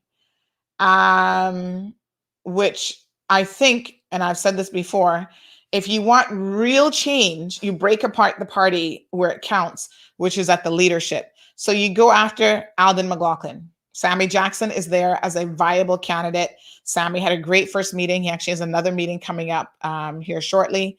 Sammy has qualifications, in my opinion, maybe even more than the premier, but definitely at least an equal footing, if not more. Not just qualification, folks. We're looking for people with heart, integrity, honesty, and who have the best interests of the people at heart. So Alden's seat is up for grabs. And Cayman Brack, people are saying both Moses and Juliana need to go. You have two candidates, including Mr. Elvis, who's running against Juliana. At least you've got an option. Joey Hugh has a contender, which is Johan Moxham. Hopefully, Johan will be hearing more from Johan in the coming times about his campaign strategy, because time now is short, folks. You've got literally just shy of a little bit over a month. Barbara Connolly, you have Alric Lindsay as a viable option. Definitely more educated, more qualified. But again, does he have what it takes in terms of passion, interest in the issues, possible solutions? I've not heard any solution-driven discussions from Barbara at all. I'm just saying. She also remains silent regarding the abuse. Thank you, Cece, for reminding us of that. She has also remained silent, as well as Tara Rivers, as well as Juliana O'Connor-Connolly. The only three women in the Legislative Assembly have all remained silent, along with their male counterparts, which are part of this unity government, on this issue of the Speaker of the House assaulting a woman at her workplace 3 times in the space of 20 minutes. The third being the most violent and vicious attack of that particular night. And again, I don't care what anyone tells you, folks. I remain one of the few people in this country who has actually seen the video. And I tell you, the seriousness of what I was witnessing was both shocking and hurtful all at the same time. So for Barbara, a mother of children, including at least one daughter, to remain silent on such an issue really bothers me to my core. And I think you need to look out for candidates and MPs who will be your voice in situations like this. Do you know how many women in this community, in this country, who are victims of domestic violence, right? Who are victims of sexual harassment, violence, and general bullying and harassment in the workplace. And if our MPs can't even speak up about those issues, what hope do we really have that they will speak up about cost of living, education, or anything else for that matter? So contender for Barbara. David White has quite a number of contenders running in his district, as well as Mr. Roy McTaggart. So you got to take some of those people out, folks. You can't really expect to have change if you're going to vote Alden right back in, if you're going to vote Joey right back in, if you're going to vote Barbara right back in, if you're going to vote David right back in. Frank Cornwall is no threat to anybody. He ain't going nowhere, okay? They finally fixed his signs yesterday, and I don't know if you guys saw that video, but it made me chuckle once it went up on CMR, how quickly they were able to get the signs fixed. And the young men fixing the signs were there videotaping themselves, which I don't even know what the heck that was about. But whatever, right? The signage is now fixed. Now he knows how to spell Georgetown. Good for him. Marissa says Elvis might be worth taking a close look at. At least he's going to speak up. Al Ray says a lot of these guys have been seat warmers. I totally agree. And they're getting paid a handsome salary to basically be seat warmers and do nothing. My West Bay folks, please, you need to wake up.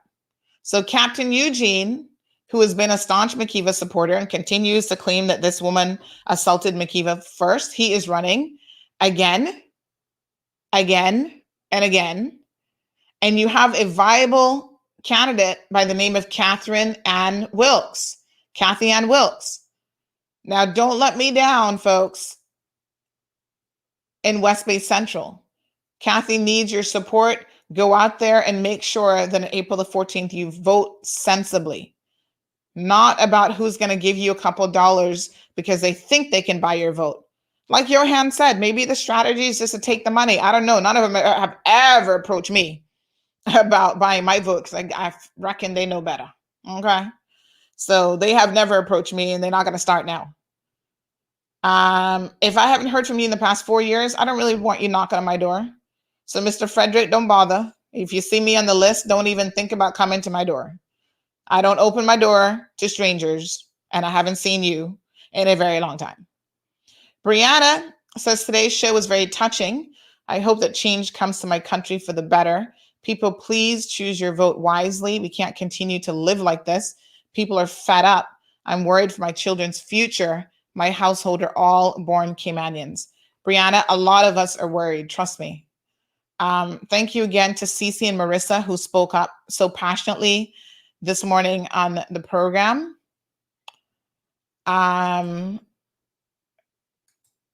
Sharing your stories and your experiences, I think, really brings it home to those who are listening, as well as to the candidates who were on the program today. I think both of them got a real reality check, and I could see at times that both of them were also getting very emotional and choked up over what it was that they were hearing and the passion with which both young ladies spoke.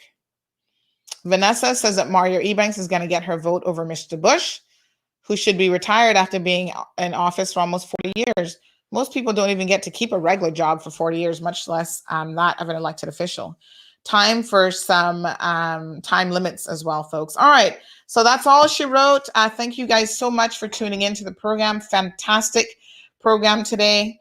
I don't know, Cameron, I'm not sure who that question was for, but I only vote in one district, and Chris Saunders is the man to beat in my district. And I don't see Mr. Frederick, although he's part of this coalition government, I don't see him giving Chris any real meaningful competition at all. So Chris Saunders has my vote. I have no qualms about telling you who I'm voting for and why I'm voting. We can talk about that later on. Folks, that's all I got for you. Please check out our Cayman Decides website.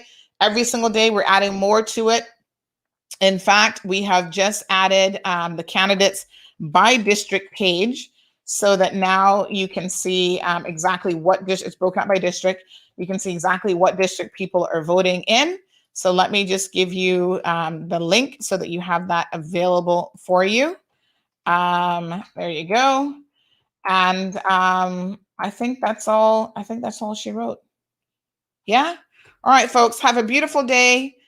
Be safe. Chamber debates, or candidate forums as they're calling them, are on from now straight through till April the 6th. So every single evening at 7:15, we will have those live here in our platform. So put it in your calendar. Tell Siri or Alexa, whoever does your reminders, to remind you at 7:15 to tune in to CMR. We will push it through to both our YouTube and our Facebook channels, folks. In addition to that, this week we start recording our Speak Easy segments, 10 topics covering everything from education, the environment, cost of living. The candidates get 15 minutes to free speech, tell you all of their solutions, their initiatives, and so on for those. And we start in earnest recording those this week so that leading right up to the election, you can have access to all of that content as well to really hear what solutions are being put forward. Folks, have a beautiful day, and we'll see you tomorrow morning.